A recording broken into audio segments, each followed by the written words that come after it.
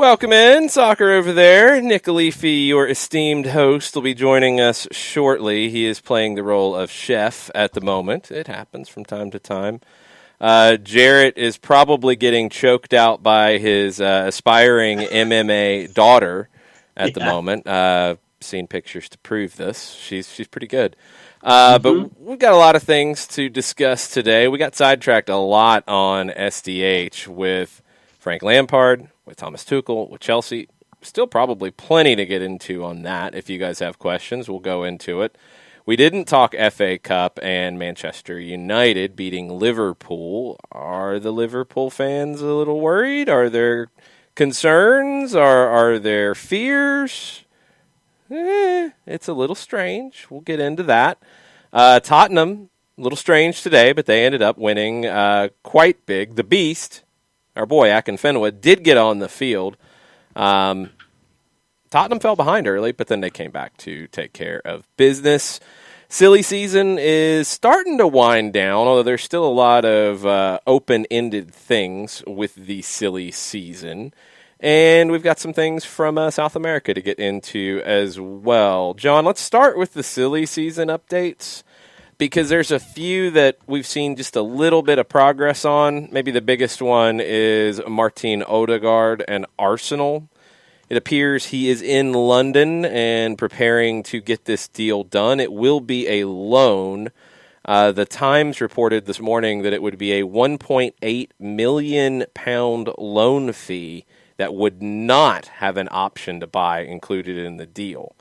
That seemed to be a fairly recent development, that lack of an option to buy.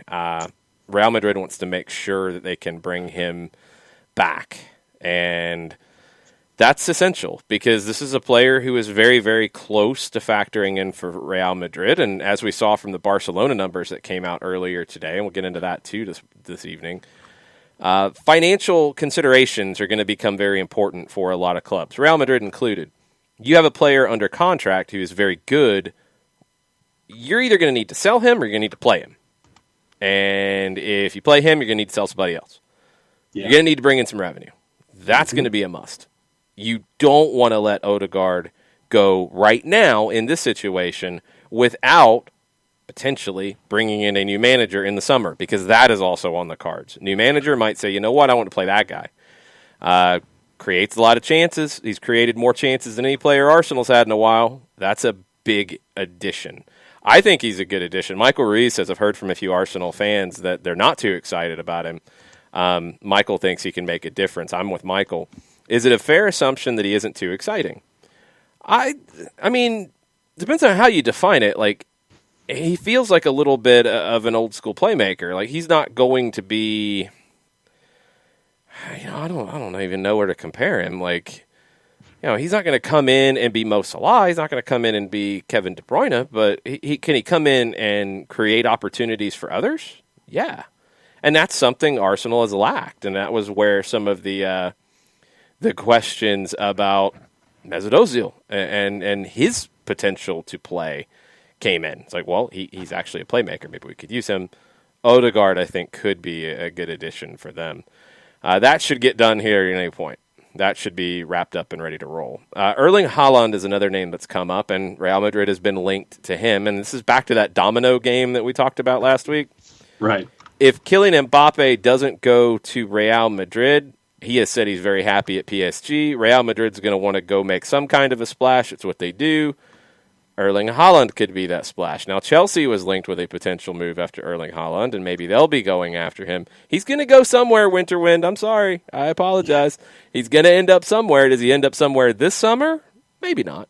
It might be later. But then there's a release clause that isn't that big, to be perfectly honest. So Haaland to Real Madrid is on the cards, possibly. Manchester United is also linked to Erling Haaland. The Express said that Real Madrid could be the latest to join that sweepstakes. It would be a big return if they do it this summer, because the release clause is estimated at around 72 million euro. If you're going to get him earlier than that, I mean, you're going to have to be ponying up 85, 90, 100 million euro. You mentioned Odegaard. Let me go back to that. And Mikel Arteta in the Daily Mirror has told his players, according to that particular paper, that his players can still force their way into a European spot this season. And to have someone like a playmaker, like an Odegaard, that can help make sure that the guys up top are getting fed and getting the ball in the back of with Aubameyang and all of that firepower that's up there, to have that playmaker like an Odegaard, I think can help in that regard. So when you have your manager sitting there and instilling the confidence that you guys can still make that push to get into Europe, having that little extra piece can add that little bit of extra emotion for you. So, okay, they're investing in us. They're showing us that they have faith in us in the front office as well. And I think that Odegaard can be that, at least emotionally, before he gets out on the pitch. And obviously the results are going to it's a results-driven business. But I think that Odegaard can show the players that, in addition to what Arteta is telling them, that they are serious about making that push into Europe. They're 6 points out of a European spot right now as it stands, and we know how others kind of open up beyond 5. They're on 27. Tottenham's on 33. The problem is you're in 11th versus 5th. There's a lot of teams in this mix. Arsenal's on a really good run. They have been in the best form of anybody in the Premier League outside of Manchester City in their last 5 matches. It says a lot from where Arsenal was coming from. They can get there. They can definitely get there.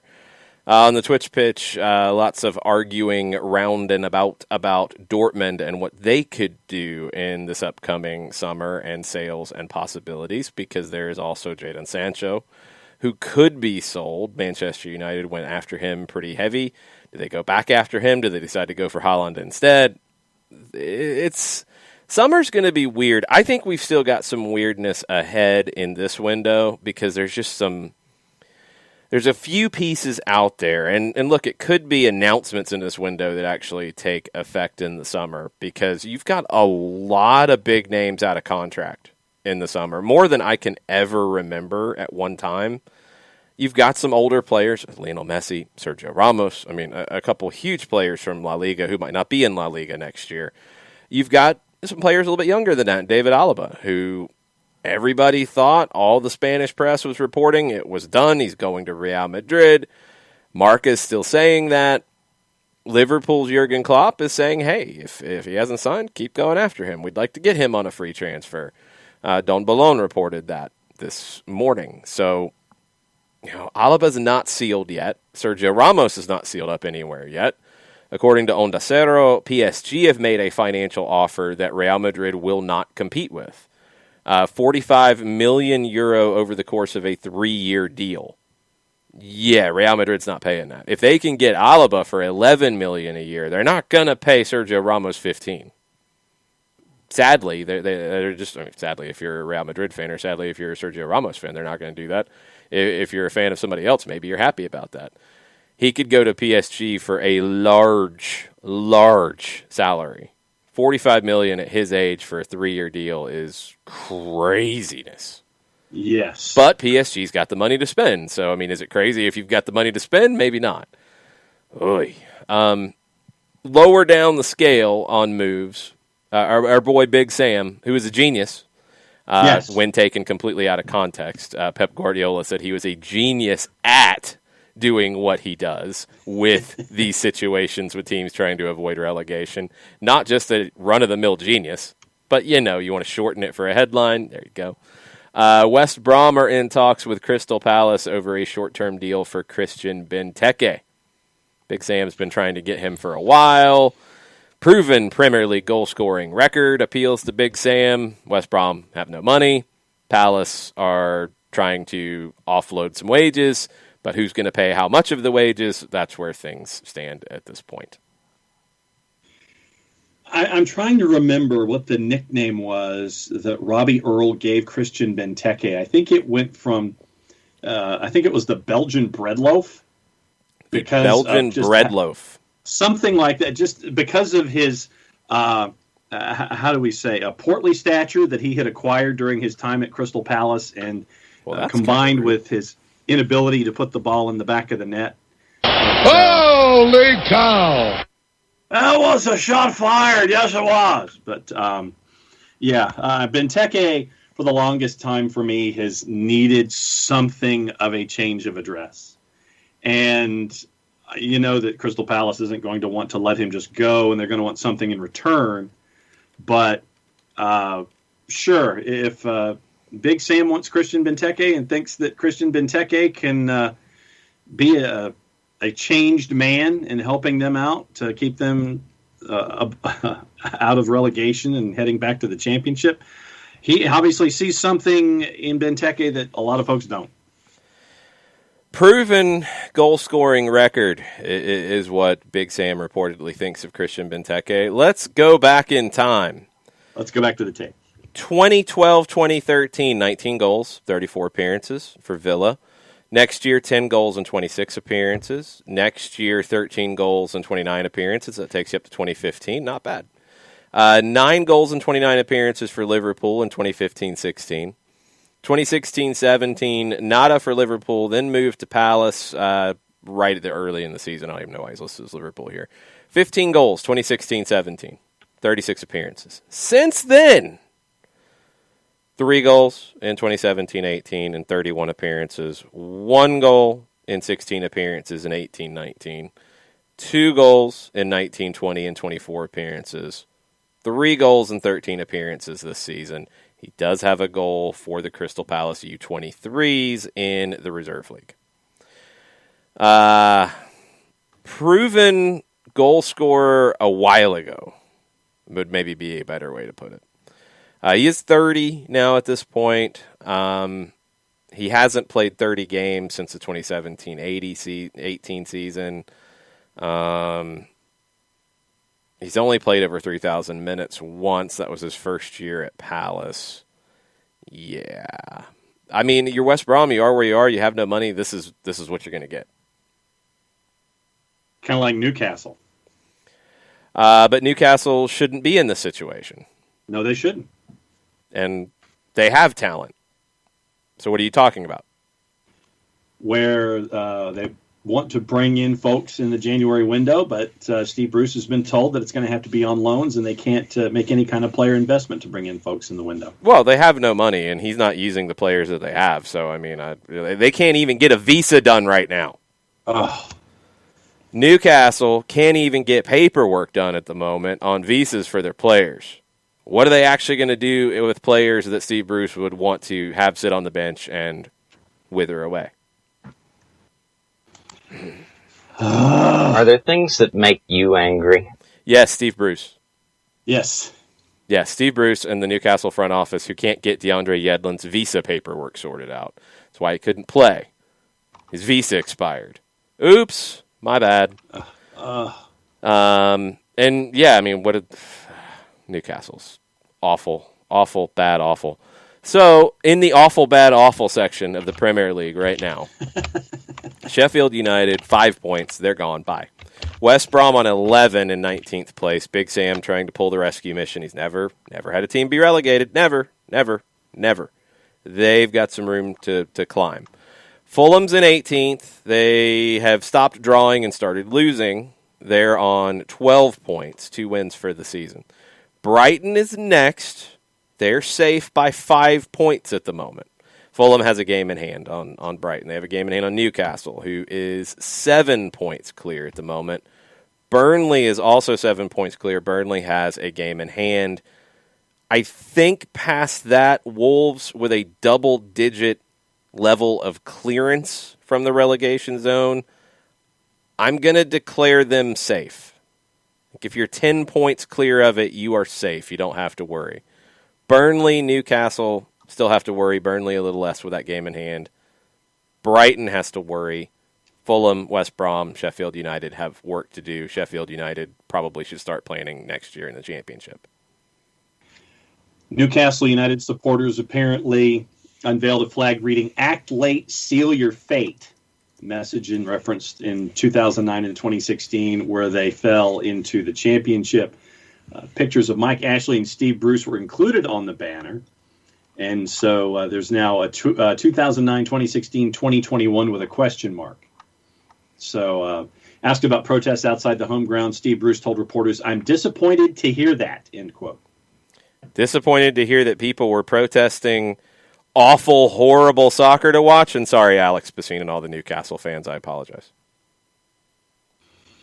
Yeah. Maybe don't deliver bad, awful soccer to watch, Steve Bruce. It's just a wild theory that I have. People would be happy if you actually delivered something that made them happy. Instead, you deliver something that makes them very sad and upset. So they show you how sad and upset they are, and you get people protesting. Let's see. We've been on a difficult run, but we aren't alone. It's our turn and how we handle it and how we turn it around. We've been stuck on 19 points for a while now. So the quicker we get the win, the better. He continues. But they are who we thought they were. And we let them off the hook. We need to win a couple of games, and that's what we're trying to do. I know this group of players are capable, but we've had a tough time of it with illness and injuries. And if we can stay fit and healthy, I'm confident we'll be okay. That ain't true! And Rafa Benitez is now listed as the bookmaker's favorite to replace Steve Bruce. That's stupid. He's not going. No, but that's just dumb. That's dumb and misleading and dumb because he's not going to go work for Mike Ashley again. And until somebody else comes in with a check that clears and can get approved by the Premier League, Mike Ashley owns the team. Like that no, that ain't happening. No. If Mike Ashley is still there and his name is on the checks, Rafa Benitez will not be there. Period. Been there, done that, wrote the book twice, done. Gotta go. Bruh. Not happening. Exactly. That's a big old-fashioned nope for me. Yeah, it's just not going to happen.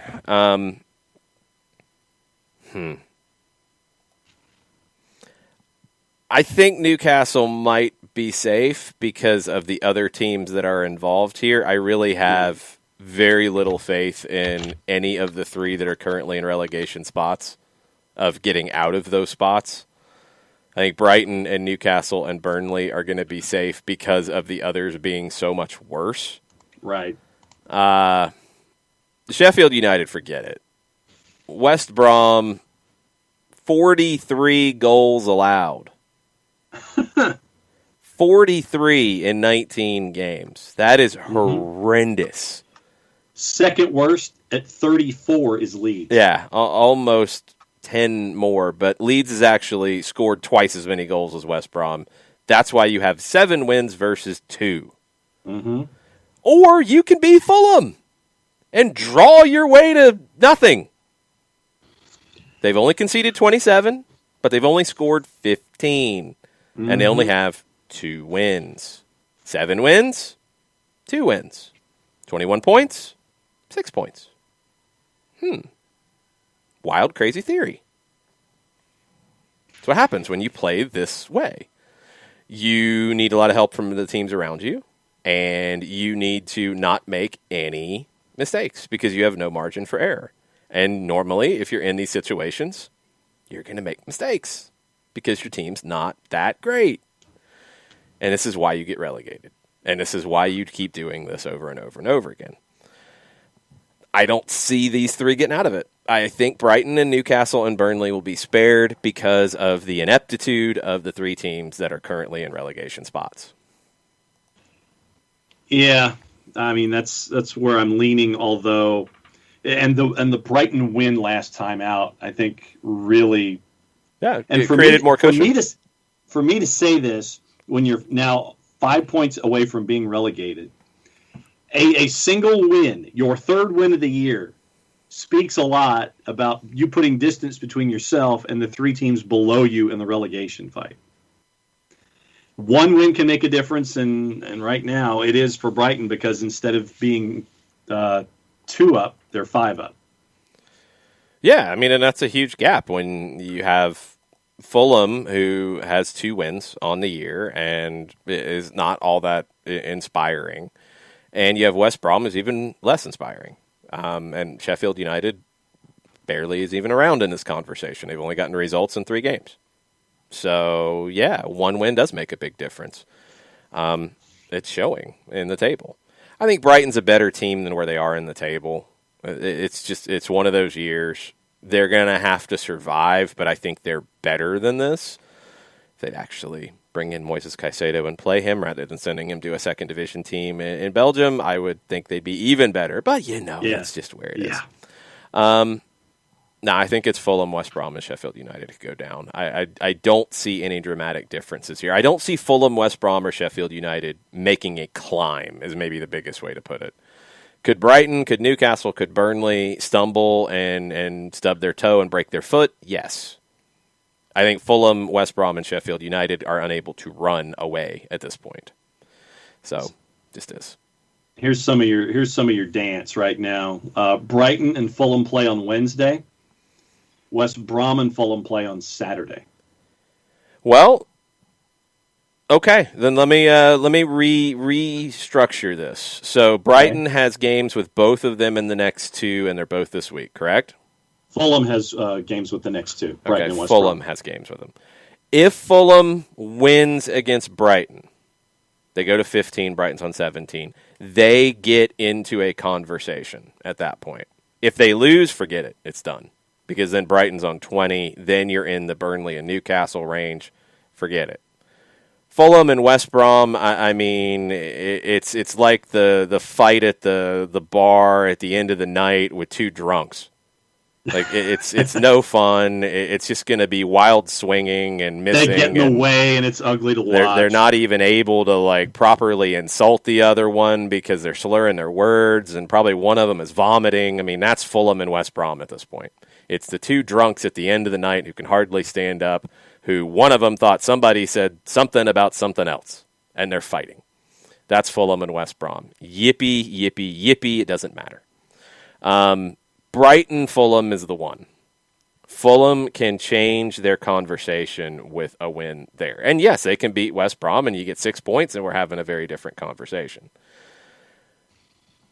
I don't think they beat Brighton, so I don't think it really matters too much. Because, yes, they could be on 15, but then Brighton's on 20. Newcastle plays Leeds. Burnley's got a couple of games. Maybe Fulham is at least within shouting distance, but I don't see it. And if they're drunk and they're stumbling around the bar, then they're always within shouting distance, but it doesn't mean they can be effective. Nick Alifi has joined us after taking off the chef hat and putting on the Adidas hat. What's up? Yeah, I had to make a little bit of pizza for the Duchess. I had to make sure that was happening, so we may have a pitch invader early. See how that works out. But yeah, so sorry everyone for the delay, but had some domestic business to handle. It's all good. We were just talking about the sorry business at the bottom of the Premier League. And the drunks at the end of the bar, at the end of the night, at the bottom of the standings in the Prem. Yes. Yeah, so I think Scotty Tuhati's time at Fulham has come to an end. I think it has to. I know they're trying to build something, but I think his time in the Premier League's come to an end. I don't know if he's necessarily gone, but I don't think they're staying up. No, I think the damage has been. If you leave at the end of this month and he's still the manager, you just pretty much said we're okay with being relegated. And I get that he's a fan favorite. I understand that, but it's not just his fault. I feel like the Khans are sort of pulled in too many directions right now. I feel like Shad Khan's is trying to govern the Jaguars and that whole transition with Urban Meyer. I feel like Tony Khan's elbow deep with AEW and trying to get that up and running and constantly staying engaged with that process. It just seems like Fulham is there and there's no one really at the wheel. So it's like, hey, look, Scotty's this nice guy, but maybe it's time to move on. And I get that gets a lot of blowback, and but so it's like Scotty Tuhati is looking for roster reinforcements, and Ryback calls him. That's right. Yes, that's exactly the feed me more. Yeah, that's exactly. You're not really getting anything substantial from that, right? On the surface, it looks like, sure, this is a great move, and then when it actually shows up, you're like, this wasn't ideal at all for us. West Brom, yeah. Sheffield United, yeah. That's Sheffield United. I mean, they might as well put like whatever the British equivalent of Boy Scout Troop 773 is, and just run him out there. I got a question. Look, I know everybody loves Scotty Parker. Right. Just looking at squad valuation. Uh-huh. They're not in the bottom 3 in squad valuation, and they're not in the bottom 4. They're next. They're 5 from the bottom. They're ahead of Sheffield United and West Brom and Burnley, who is very low down the table. Yeah. Yep. And they're ahead of Leeds slightly. They're also a little bit of an older squad. Let me see where they rank in that average age. They're 6th in the Premier League in average age. They're one of the oldest squads. Crystal Palace's average age at 29 years. Good grief. That's kind of crazy. Adopting the philosophy of your manager. Retirement club. They're a retirement club. Fulham. Is Scotty not getting enough out of this team? Well, I think if you start doing it, look, spent money doesn't mean good money. This isn't transfer fee spent. This is like valuation. This is the players as they are valued. So yes, in that mode, then correct. Scotty's not getting enough out of him. He had the heroic jump to the Prem. That's great, but that doesn't necessarily mean he's the guy who can get the most out of the players as they stand now. The question is obviously, who do you bring in to take Scotty's place? And I'm sure the clown car of goons are waiting for that. But if you're Fulham right now, you have a decision to make. If you're the Cons, which is, do we maintain continuity, knowing we're going to go down, and allow him time to build things up and do so in a fiscally responsible manner, or do we blow the thing up and do what every other middling club does, which is bring in one of the goon squad and the Big Sams of the world and whoever else? They've never gone that road. Not that I can ever think of. Or are you just a yo-yo? I'm leaning more to that. They've never gone down the goon squad route that I can remember. They've always tried to have a little bit of quality in the way that they play, which I can appreciate. Look, they've got 2 big games coming up. And they've got 2 winnable games against number 17 in the table, number 19 in the table. You win both of those, you're on 18 points. You're in the ballpark with saving yourself. That's going to take you up till what, John? That's on Saturday. Is the second game or Sunday? Hang on. I think it was Saturday. Okay. So... you're not. It actually doesn't really matter because Fulham's not going to go and spend a bunch of money in the transfer market. I think you're gonna roll with Parker the rest of the season, regardless. I don't see any savior out there. I think it is what it is.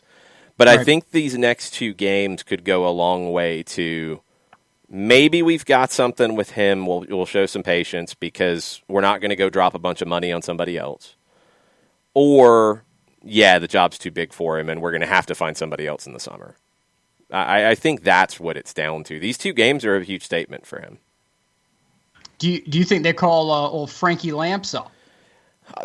It's not a bad shout. To be perfectly honest, it's really not a bad shout. And I want to get your take on this because we talked about it for like an hour this morning with the news today.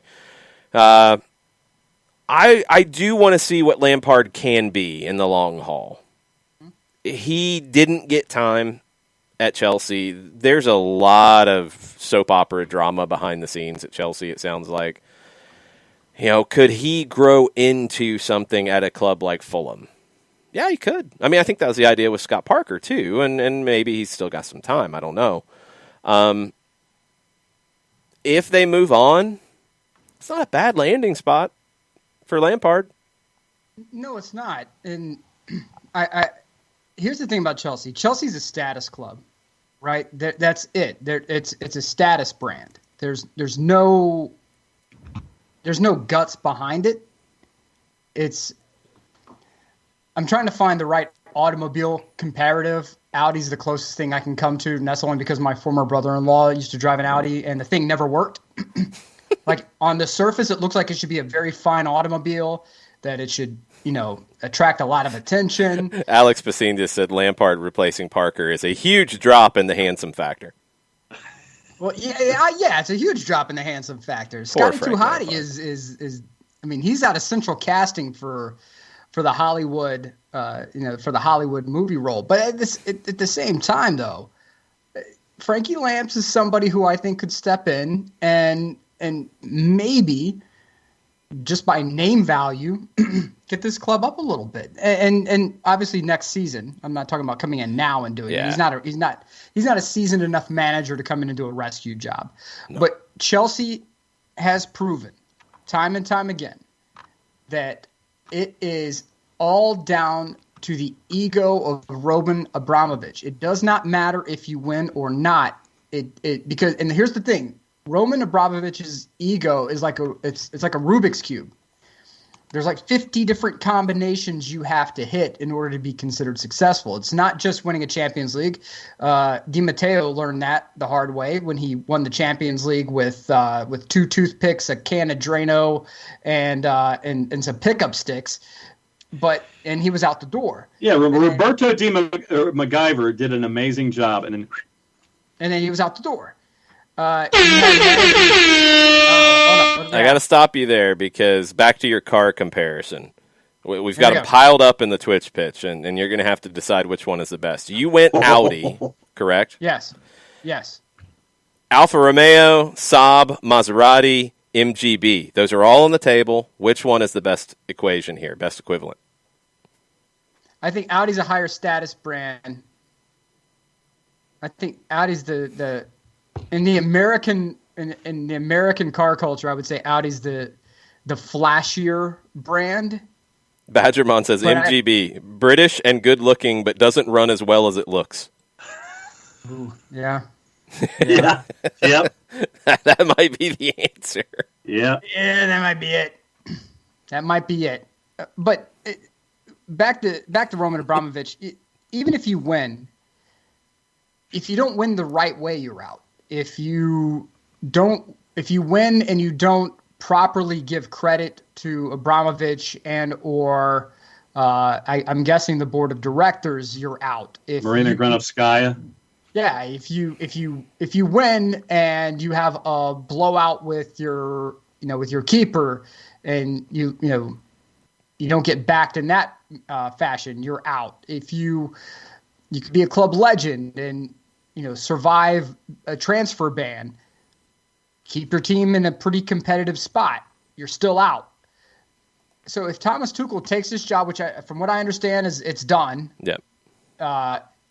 You have to understand that it is a short-term job. It's not just short-term from the standpoint of I can win and I may leave on my own. No, you are not going out on your shield at Chelsea. It's not going to happen. You will win until Roman Abramovich decides it's not in the manner in which he wants to win, and then you're out the door. But if anyone wants to understand what Roman Abramovich's pitch is like to a potential manager, pick up Carlo Ancelotti's autobiography. And I want to say the last 2 chapters are dedicated with Chelsea's courtship and the way that Roman Abramovich approached him and the dinner between the two. Carlo pretty much lays it all out on the table for you.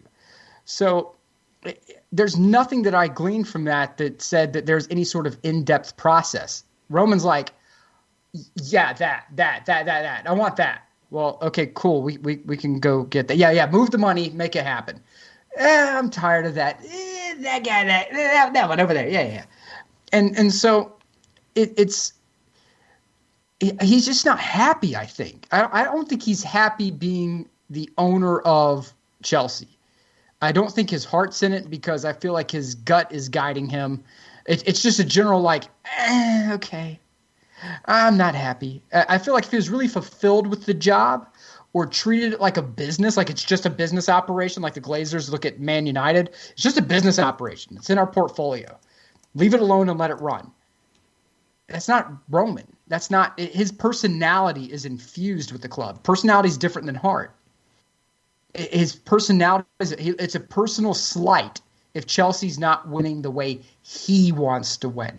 And he won't allow himself the opportunity to let someone develop a style that he wants to win. So if you're Thomas Tuchel, it's like being like a late-stage emperor in Rome, buddy. The Praetorian guards are just walking behind you with the swords already out. You just got to wait for your time. So best of luck to him, but I don't think there's no marriage at Chelsea that's going to be longer than 2 seasons at this point. That's probably right. Waiting to see when this announcement comes down. I think there was at least some talk that he could be on the bench for Wednesday. That feels like a little bit of a rush. There was some talk about avoiding the quarantine rules, and since he'd be technically going into a elite sport bubble, but still be going at home, he would be allowed to come in and coach as long as he tests negative coming into the country. But he would have to quarantine outside of his work at Chelsea. Feels a little strange, but whatever works, I guess.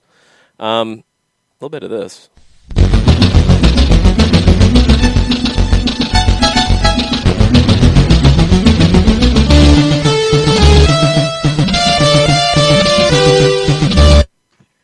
Mondays with Reddit.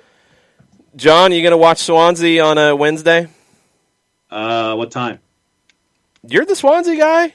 It's a big game on Wednesday. You don't know? Oh, ownership asleep at the wheel. If it's on the plus, probably. It's a big game, man. It's a top of the table clash with Brentford. Uh-huh. And Jordan Morris will be in the squad. Woo! You're really letting your Swansea people down. Where's Paul Areola? You're getting greedy now, first off. Damn right. You don't even know when the game is. You don't have no right to get greedy. Get Mindy Kaling on line 1. We want Paul Areola. Man. Areola, Mr. Paul Areola. Mindy Kaling's going to kick you out. That's what she's going to do. She's going to buy him out. Hostile takeover on the shares. Yeah, I'm down. I support this. We got Hibs and Rangers on Wednesday on the plus. We do not have the cabbage. Yeah, Hibs and Rangers do not have any of the championship on the plus at the moment. You're going to have to go to the iFollow. It's a big game for your club. I'll follow on the Twitters. Jeez, you're no fan. You're no board shareholder. Hey, I got Red TV. I mean, I'm watching everything, brother. Ay, Dios mío. Your boy's starting. He's going to play. Yeah, people are asking about Pariola to Swansea. I just want to know if Morris brought the dog, because that was the great backhanded insult that was handed to him. That Jordan had the dog and he didn't want to leave because of the dog, and stupid. And that wonderful Instagram live event. He's done just fine for himself. He's okay. He's had a good career. Right. No walkabouts. No, he's been really good. Right. Jordan Morris can choose what's good for Jordan Morris. Right. Correct. That's the thing. Correct. But yes, Jordan Morris will be in the squad for Swansea on Wednesday, top of the table clash against Brentford, and you'll have to watch on the iFollow. Uh-huh. That is true, and it's very disappointing. Actually, if this gets done, then maybe there's a chance ESPN Plus picks that one up. It would not surprise me if it's a late edition. I foresee that happening. Yeah, I could definitely see that one happening. It is 2:00 Wednesday afternoon. Swansea and Brentford. Swansea is a home slight underdog at plus 181. That's not good. Brentford's a plus 163, and your draw's a plus 220. I'm going draw. Love the hype for your squad there. Love it. Love it. Hey, just hanging right there off the outside shoulder, waiting for turn 4. You're back to this gimmick now. Get the big kick. Wait, just hanging right off the outside shoulder. That's all we're doing. Plenty of room on the schedule. Yeah. I'm more concerned about my Dons right now. They're in some serious trouble at bottom of League One. They're hanging right around the relegation zone. Well, why don't you lobby for Paul Areola to go there? I would. I mean, the only reason that they lost 5 in a row at the worst possible time, plummeted down the standings, and so they are out of the relegation zone. And remember, there are 4 teams relegated from League One to League Two on goal difference right now. So AFC Wimbledon right now at 22 points. A win gets them up to 16th, and that's what they need next time out. But yeah, I'm more worried about AFC Wimbledon right now than I am about Swansea. Speaking of EFL, did you see the challenge that got Neil Warnock so fired up? Jared Branthwaite's horrific challenge on Dale Fry, and it was horrific. Awful. Studs to the face in the eye region. Quote was, according to Warnock, he was a quarter of an inch away from losing his eye. It's really bad. Look up Middlesbrough on Twitter, Nick, and you can see the stills of the post-game treatment of the player. I have not seen the post-game treatment one. I have seen the still of the studs to the face, and yeah, it's not good. It's not good at all. He wasn't sent off for the studs to the face. Yeah, I would probably be either getting sent off. Well, I'd definitely be getting sent off from the manager. I would probably have a healthy fine to pay for the things I would say if I watched one of my players get studs up to the face in this way and in the eye region, and the player wasn't sent off for it. Yeah, I would be losing my mind and probably in a lot of trouble. Yeah. It's horrible. Let me see if I... It is horrible. This. Do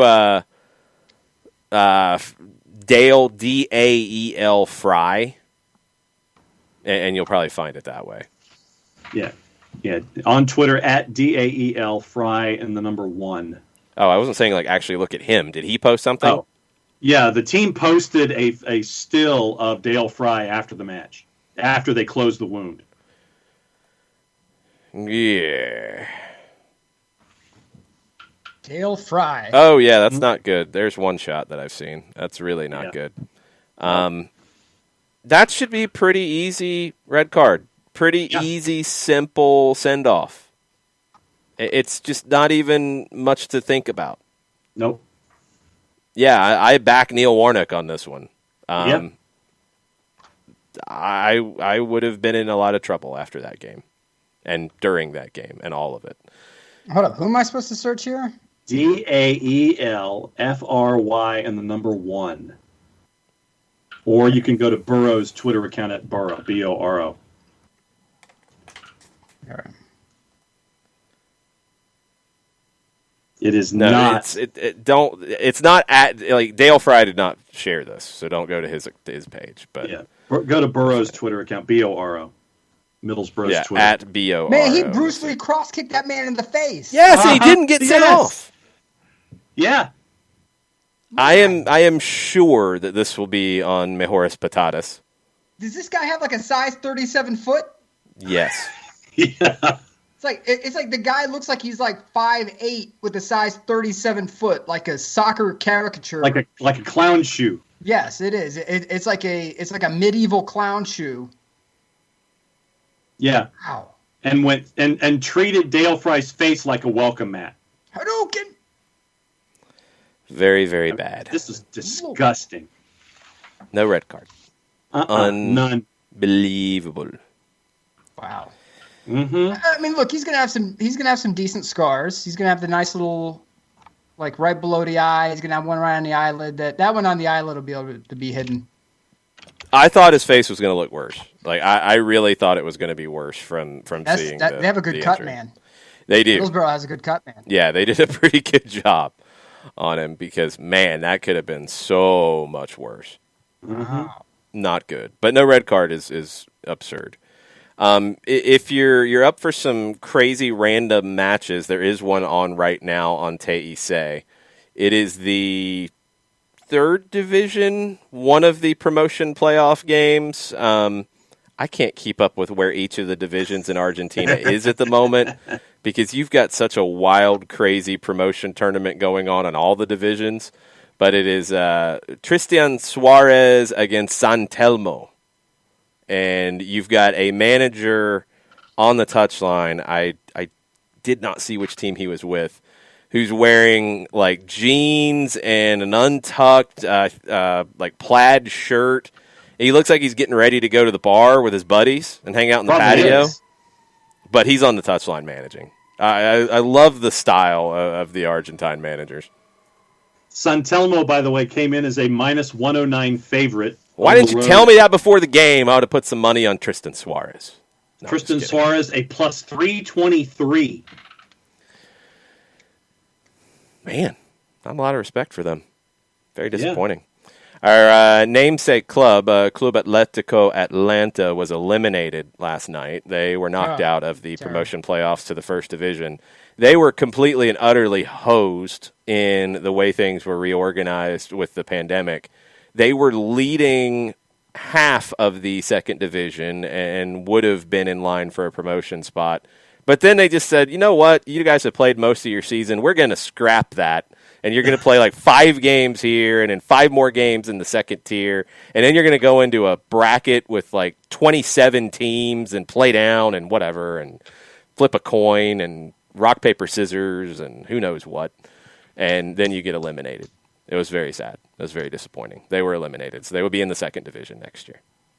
Doc Sud in the Wednesday night or Wednesday afternoon. You have both qualification playoffs in Primera C. That's to get into the third division. Doc Sud is a -122 at home against Ituzaingó. Ituzaingó's on the north end of +300. The other one, General La Madrid, +127 at home against Deportivo Merlot at +186. Nothing beats Deportivo Morón because it looks like Sport Moron, and they have a giant rooster on their logo. It's great. I need one of those shirts badly. Our boys Atletico Palmira out in the Mendoza League have started off 2-0 in the new season, so that's exciting. There you go. Yeah, they're on their way. Maybe one day they'll get into the Copa Argentina, and we'll get to see Atletico Palmira playing one of the big boys in some random place because they do those games at neutral sites.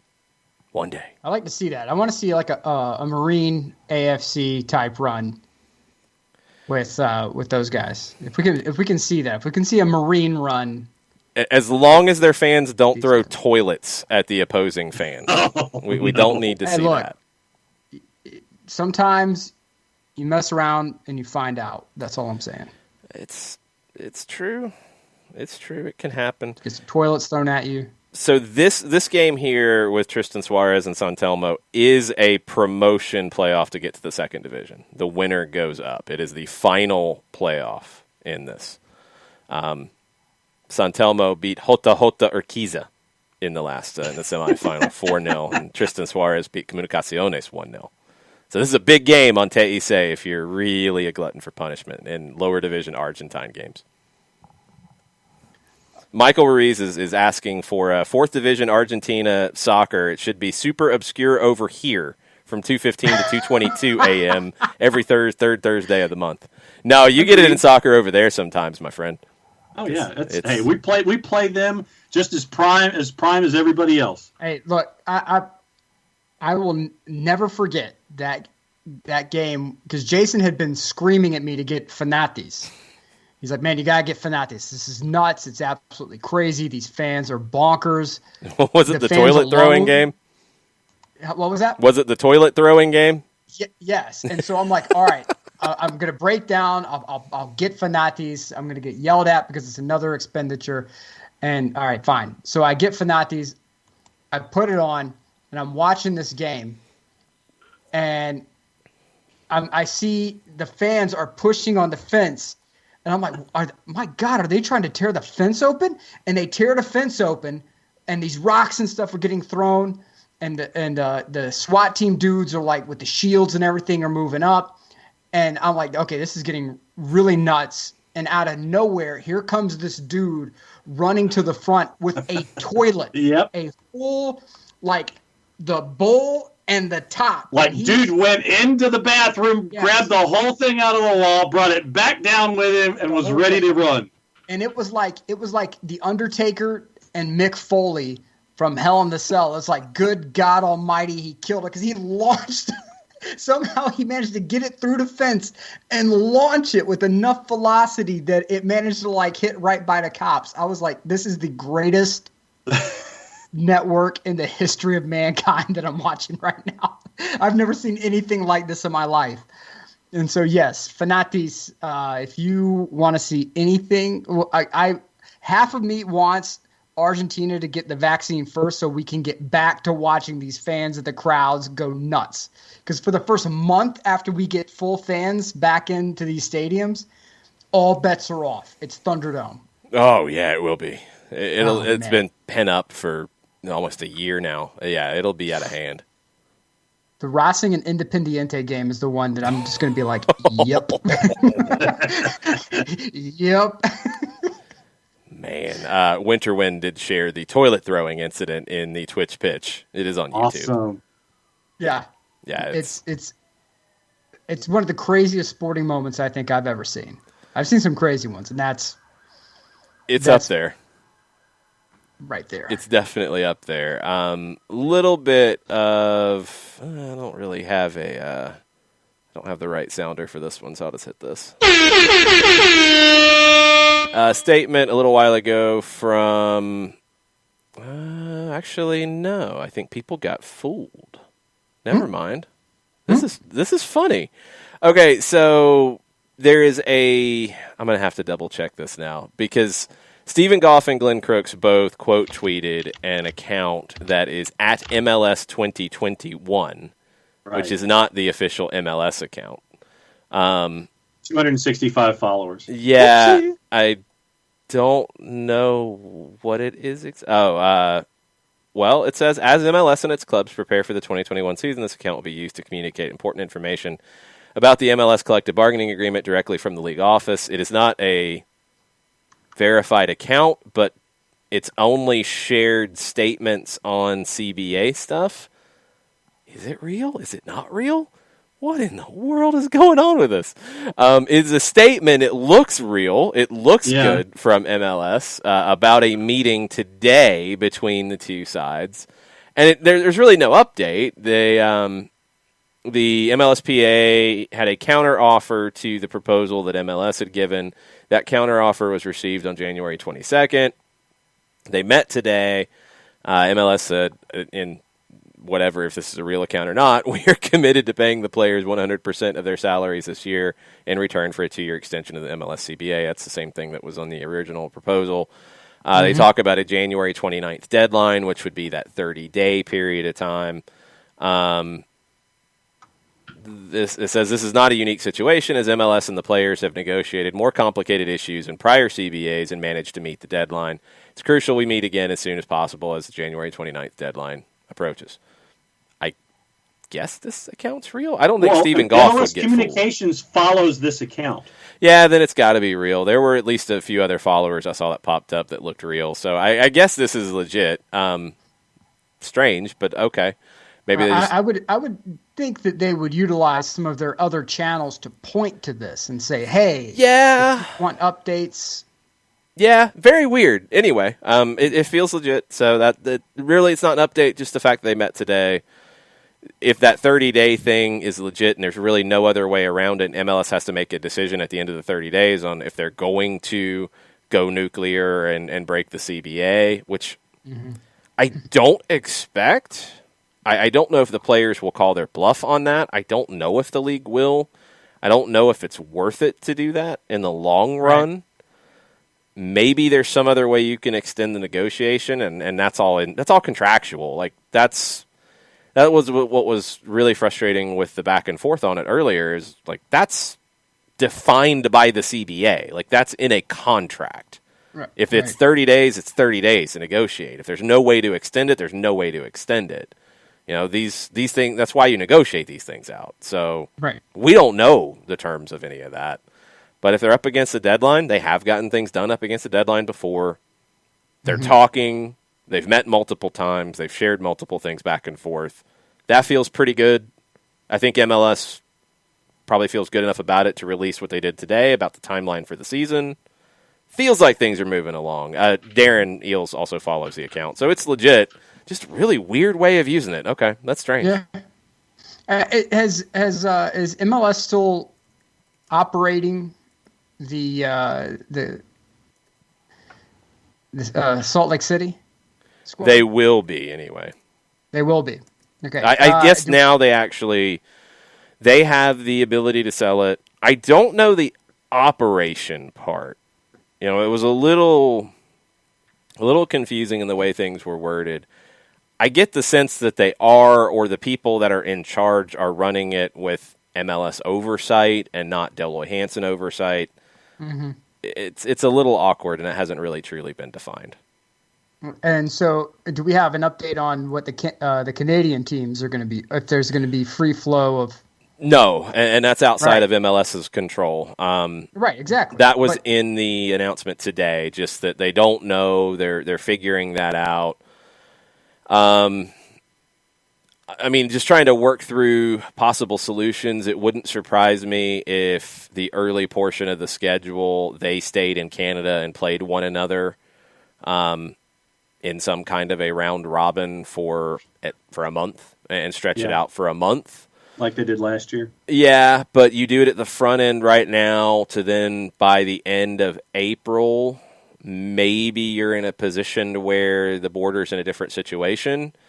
If the talk about vaccines and the advances and bumping numbers up faster and those sorts of things, maybe by May we are having a different conversation about the border. I don't know. I think they'll try to buy some more time. That's just my guess. Right. It just seems to me that that's the one thing that people who are, and I get damn the man and down with the patriarchy, down with the institutional structures of all. Look, I understand. You're talking to someone who has been pro player on almost every labor agreement in professional sports as long as I can remember. This is probably the one time that I'm like, guys, read the room. Your salaries are 100% guaranteed, right? To me, this should be, if you want to talk about different accommodations, maybe with training schedules and things like that and certain player protections from that standpoint, great. By all means, have at it. But it just seems to me like this should be far more cut and dry. Like somebody in the players' room needs to be like, hey, the league's also currently operating Real Salt Lake, and they may have to feed, house, transport the Canadian teams here in the United States as well. So how's this going to factor into our calculus? It just seems to me like somebody in the players' room needs to be saying this, if they're not already. But I don't know. Yeah. I'm sure the Twitch pitch can massacre me on that one, but I'm just suggesting that it seems to me like that would be the thing that it's something to consider as we go through this. Because if Canada decides they're going to keep the border locked down, you have to move the Canadian team south of the border to have a season. Yeah. Again, yeah. Yeah, there's no way around it. You're going to have to. And, right. as long as the RSL thing is open-ended, that's another possible expense on the rest of the league. I don't know how they do that. I mean, back in the old Silverbacks days with the NASL, 2015, every team kicked in six figures. I want to say it was $250,000, maybe $350,000 to fund the Silverbacks operations. And it's a big reason why in 2016, as things got tighter, they were like, yeah, we're not doing that. We can't afford to do that. So got to go. Don't know if they're sharing it that way or if the league has a kitty for these kinds of things. I don't know. So those are a couple of big potential issues. I would assume that if Toronto and Vancouver and Montreal had to get relocated to the U.S., that the league would not punish those owners and would probably come up with some kind of sharing of the cost of doing all that. Right. It's a tough spot. I mean, my biggest thing is I wanted them to stop playing this out in the media and talk, and they're doing that, so I'm happy. They're making progress because they're actually talking to one another. I don't mind these updates. That's not a finger pointing update. That's literally just saying like, we met, we're talking, this is what's on the table. Right. Done. That's fine. Don't have a problem with that. But yeah, get something done because, I think the biggest thing that both sides have to realize here is that, yeah, they do have a bigger responsibility than just the owners or just the players. The fans need them to be back. Mm-hmm. Everybody's looking for a distraction. Everybody's looking for normalcy or something that feels normal. Saw it firsthand when Atlanta United was playing last fall. Just people saying thank you for doing these games. Thank you for having these games on radio. Thank you for having these games on TV. We just need something. We need something right now. Yep. People still need something. And that's not even getting into all the game day workers, all the other things that go into it that are needed. Both of these sides are struggling to get this done, which is understandable. It's a very tough time for everybody involved, tough time for everybody in the world. But y'all have a bigger responsibility, and the finger pointing, the posturing was ridiculous. They've grown up and moved on from that, thankfully. Yeah. Get a deal done. Meet as many times as you need to. Let's solve it so we can start this thing in the early April. Right. At least they're in the room. To your point, at least they're in the room. Turner asked if I've done a podcast about the history of the Silverbacks. I haven't. That would actually be a pretty fun Soccer Files to dig into because I was there for portions of it. I wasn't there for all of it, but the Ruckus transformation into the Silverbacks, yep. Vincent Liu. Yeah, well, that was the Ruckus. He had nothing to do with the transformation into the Silverbacks because he refused to send the team to Long Island for a game, and he had not signed the franchise agreement because he didn't think he needed to, and the league said, well, you didn't sign the franchise agreement, you're not showing up for a game? Yeah, you don't own the franchise anymore. Have fun with that. So finished it on the letter of credit that season. I remember the meeting when they said that the new owners who were still negotiating at that point to buy the team and relaunch it because, it was just called A-League Atlanta at that point late in the 98 season, said they were going to name it Silverbacks, and they explained the reasoning, and it was all good. In 1998, name got a good bit of attention. It fit. It was good. It worked. I wasn't there for, the early 2000s when they were playing at DeKalb Memorial, and field was tiny and in bad shape and just oh, man. When they opened Silverbacks Park, those days, and then when the team went on hiatus, when it came back in the NASL. Yeah, there's a lot of crazy stories from those times. Maybe that'll be a Soccer Files here at some point. And, one other thing this afternoon from all of the MLS stuff that they released, Nashville's going to be in the East in 2021. Austin will be in the West. Yeah, no surprise. It makes sense for travel. It makes sense for everything right now. I understood why Nashville went to the West. Everything also changed with Charlotte getting pushed back a year. So, next year when Charlotte comes in, do they move Nashville to the West to balance it back out for a year and then move them back when the two Western teams come in? Maybe. I don't know. Right now, it's literally just play 34 games, have a season. I don't care what the format looks like. I don't care. I don't want to see Inter Miami 5 times again, but if that's what we got to do, that's what we got to do. I don't care. Get the games played, and let's have a normal season, as normal as we can be, and go from there. That's the magic number. Just reach the magic play number. 34. I don't care how you do it. We'll figure it out. Yeah, I don't want to see Miami that many times. But anyway, we'll be okay with it. It'll be all right. Well, it gives us plenty of opportunity to have SDH Beckham show up. And SDH Beckham show up. Maybe we can find an enterprising individual who wants to be Posh Spice to join in with the hijinks, if you will. And then, and who knows? We can have other people join into the fun. We can have all kinds of good. The Moss brothers can show up. Well, maybe somebody could be SDH Neville. That's right. We did SDH Neville. We'll have him he just shows up and he's looking off into the distance. Camera's here, buddy. Camera's here. Big fan of the camera. Long time big fan of the camera. Whoa. Just wait. Phil Neville's going to be all right. He's always been a big fan of Inter Miami, as he has said. Always. Always. Always. It has been a long, drawn-out process. It has been. It's been a long time. So Yeah, he was a big fan of the Melreese years. That's right. they still have that land, John. They're still working on that one. That one's not done yet. The Overtown one is the one that is completely gone at this point. Yeah, that one too. Yeah. But they actually exist, John. So, you kind of missed the boat on that one. They do exist. The About Hamburglar. Tom Brady was going to be a horrible disaster in Tampa Bay. 8 and 30 sacks. Yeah. What did that end up? He's in the Super Bowl. Well, so now I'm just going to say this as point of fact. Oh, boy. Oh, here we go. Here we go. How are you going to try to justify all this? No. When has it ever been that a prediction of mine has been anything but 180 degrees away from actual events? I'm trying to I feel think. like we need like an Attenborough description. I keep telling you to write some of this stuff down, and you don't, so I don't know. Well, I wrote down our predictions from December 21st, and I haven't had the chance to add to them yet. Because didn't Jackie Fresh drop 5 big ones on a prediction? Yeah, and you didn't tell us what happened.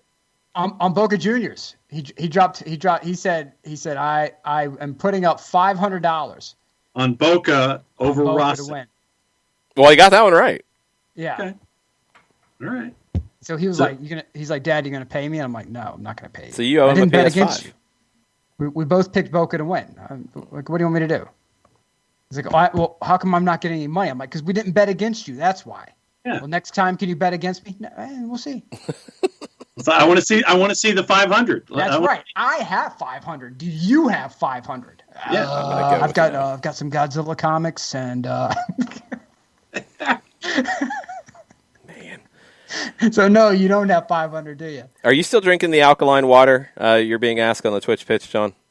Mercifully, no. The doctor's appointment is over and done with, and so now I can actually get back to eating things and drinking things that I want. And by the way, I knew it was coming. Oh no! Of course.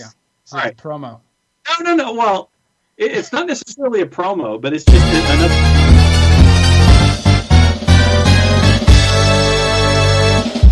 Griping with John Nelson. I thought you were going to start the helicopters. No, that's coming later. Okay, so here's now when you, and I say this in the collective, are at the doctor's office or at an appointment that requires you to pay to park. Okay.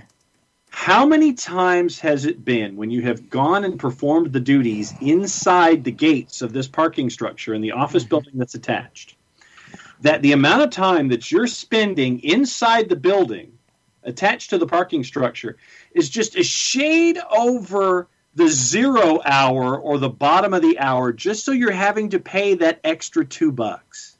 How many times have you had an appointment where 0 to 30 is free, 30 to 60 is X, 60 to 90 or 61 to 90 is what, or 60 or whatever is that much more?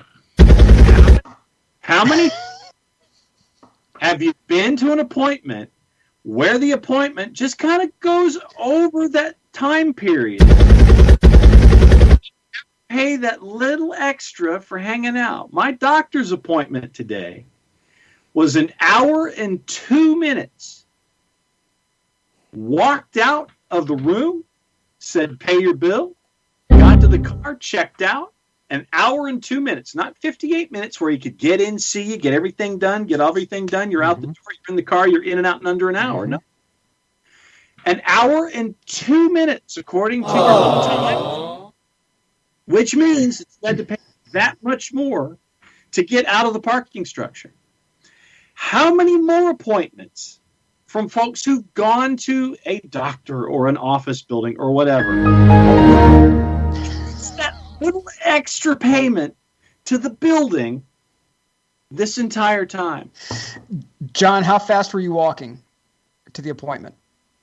Walking to the appointment, I was there at the time, checked in, had to fill out more paperwork than I ever imagined, but it was the egress that was the issue. I believe they were holding me up just so they could get that extra little bit in the parking. So again, let's recap for those who are trying to put this all together.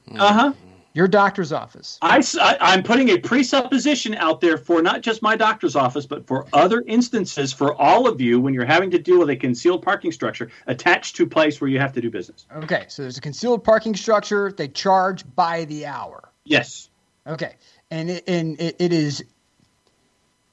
You are positing right now that the doctor's office is in cahoots with the parking structure operators to ensure that you are there just long enough to incur the extra charge.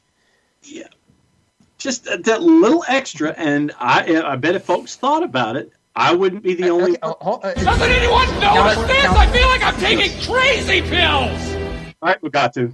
Okay, so I have to start removing the variables from this. Okay? How quickly are you walking? Are you making a concerted effort to move with speed to the doctor's office? My stride is quite long coming and going, sir. That's not what I asked, though. Are you moving? I don't like the look of it. People who walk very slowly. Oh, no, I do not walk slowly, sir. Okay, all right. So you're moving with speed. Okay. At what time was your appointment, sir?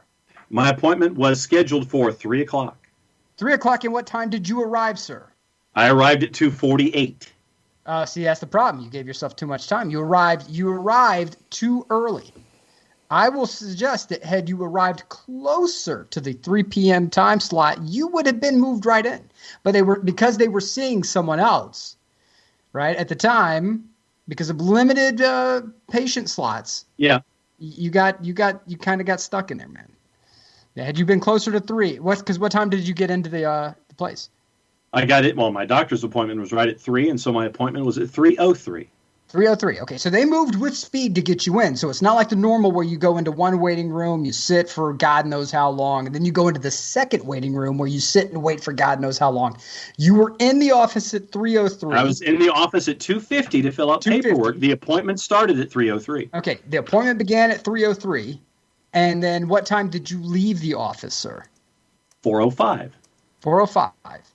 Okay, so without getting into too much HIPAA noise here, was there any poking, prodding, and whatnot?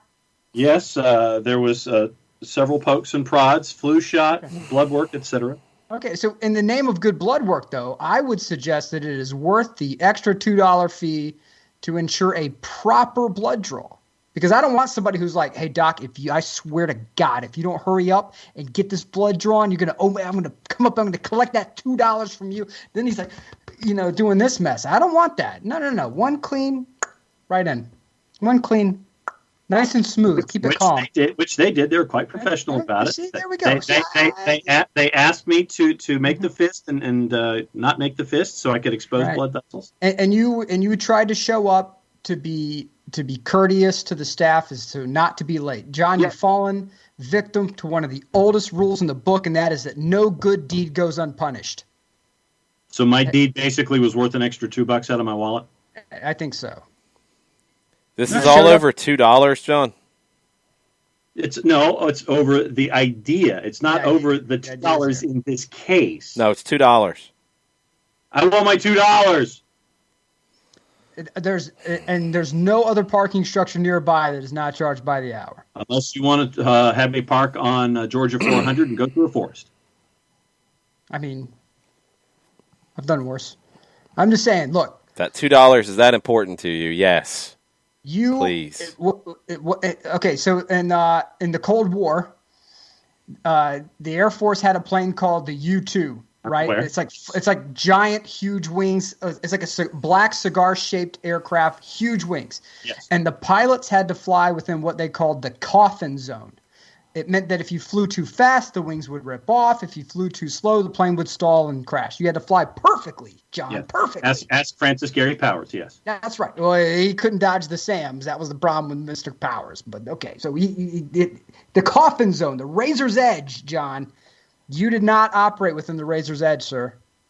You got there too early and stalled. I need you to get there. If your appointment's at 3, I need you there at like 2:56. Fire away, Jason. 2:56 now. Thank you, Nicholas Bentner, for being in the news, because we've got to have something to change the subject from this crap. Nicholas 256, Bentner. that's all I'm saying. Nicholas Bentner is 64th in the Fantasy Premier League table. 64th out of everybody. That's amazing.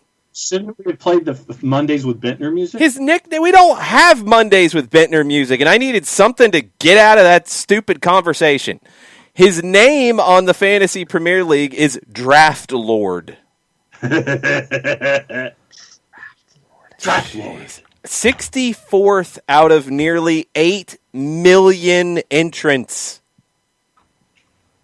That's pretty amazing. Look at Nicholas Bentner. He's a smart guy. No, he's not. Yeah, he is. He's 64th out of like 8 million. That guy's a moron. He was using the bench boost feature. Come on. Oh, he was using the bench boost feature. I guess. Yes. I don't know. That's what it says. Because, of course, we all should. Well, he's 64th. He's better than you. No doubt. I was getting ready to bring forth the Tom Cruise, A Few Good Men on John Nelson for trying to weasel his way out of $2, and you cut me off for Nicholas Bentner. Yes. As I was going to reach the crescendo of my argument against Mr. Nelson. Well, I got more. Nicholas All right, Bentner's actually mentioned in an ABC News article. Why?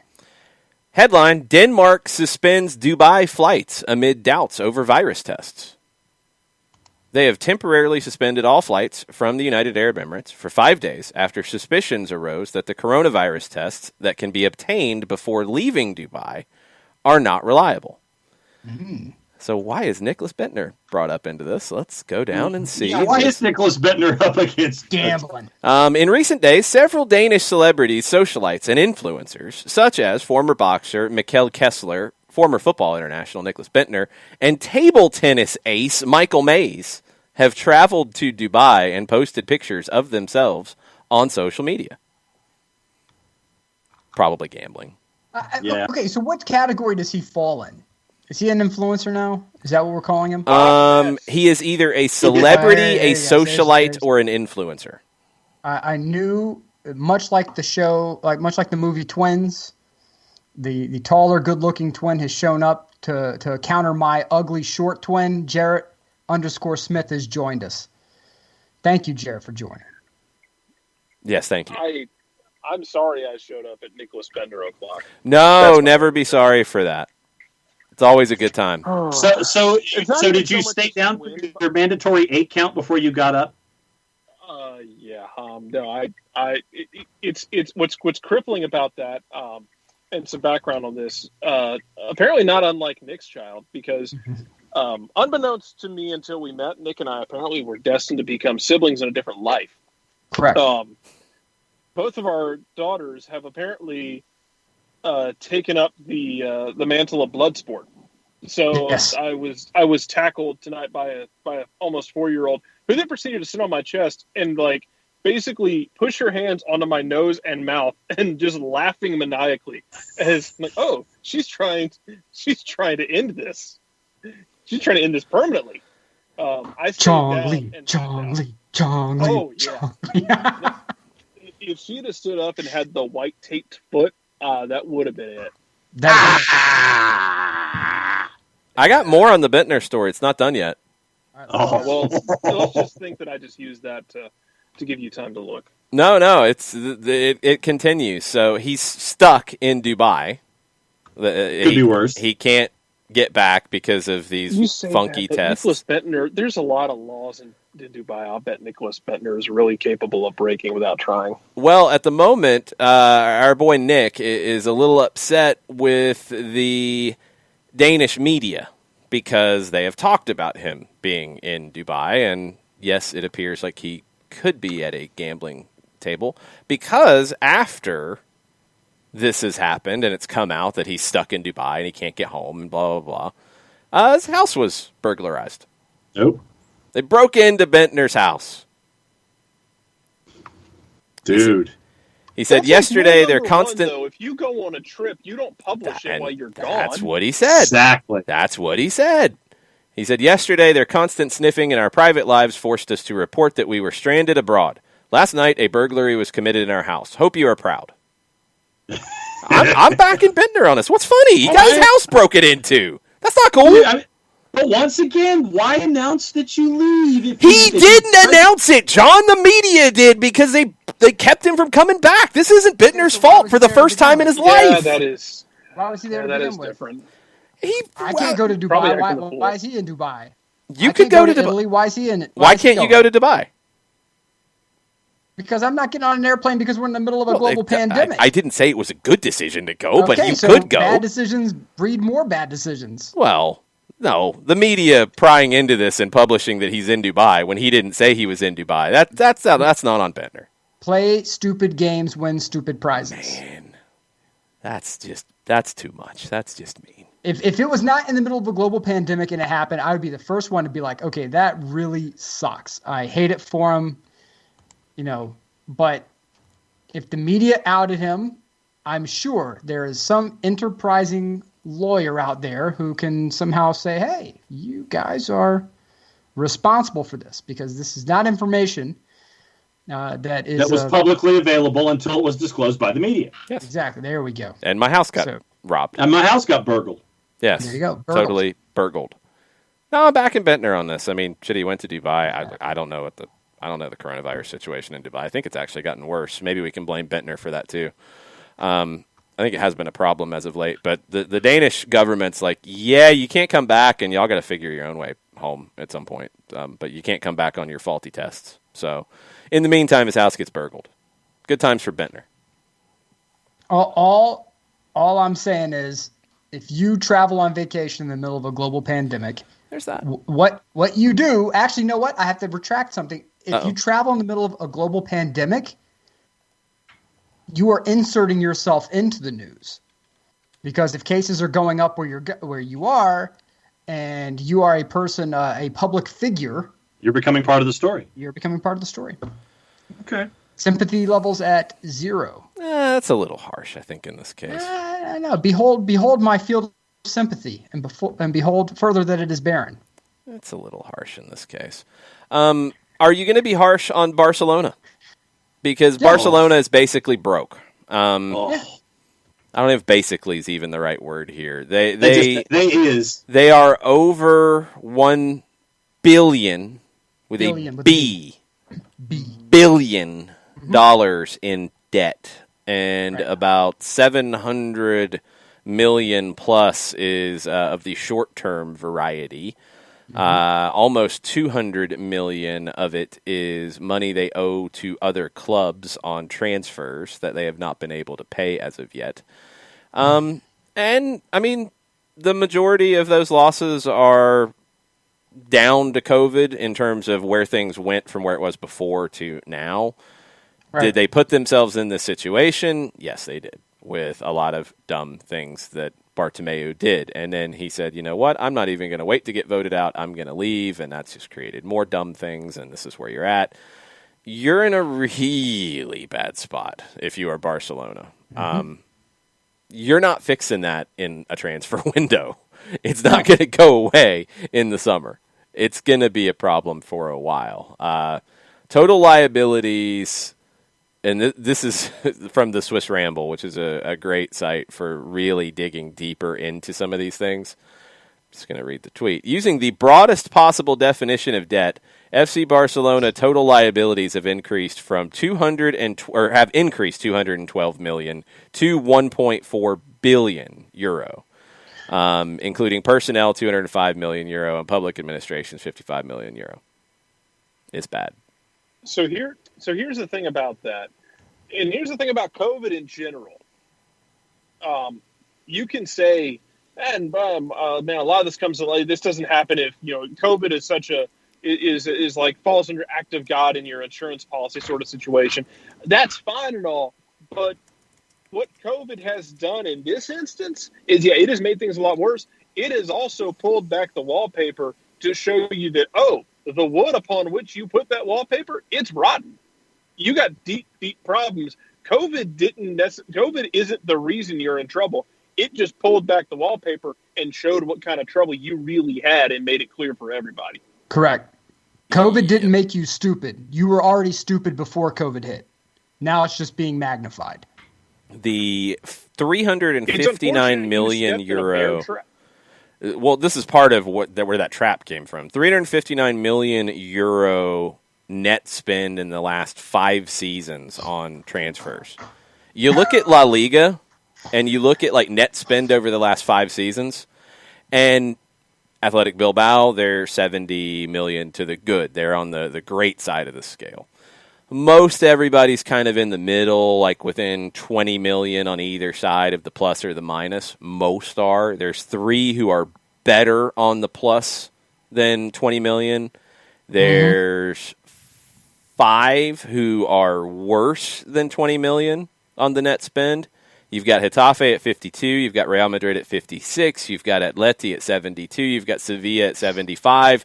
And you've got Barcelona at 359 million. That's why you're in this boat. And Real Madrid, not even at the top. The club that buys everyone, not even at the top. They've spent about 50 million more than they've brought in on transfers. And for a club Real Madrid size, not exactly great, but it ain't exactly terrible. Barcelona brought in a lot of money in this time too. That's the crazy thing, is they've actually brought in some money during this. And they've spent an obscene amount. No, I have zero sympathy for them. They had the greatest academy system in the world, the envy of all, and they blew it all to hell. And it's Bartomeu. I mean, Swiss Ramble breaks it down in an obscene amount of detail here. You look at purchases. 2013 to 2017, straight up purchases on the transfer scene. 98 million, 72 million, 153 million, 74 million, 118. All right, you're a big club. Okay, they won things in that time. Okay, you brought in 0 in 13. You brought in 65. You brought in 49. You brought in 49. You brought in 35. All right, not bad. 2018, you brought in 229. You spent 347. 2019, you brought in 200. You spent 322. 2020, you brought in 137, you spent 290. And what have you been since 2018, 19, and 20?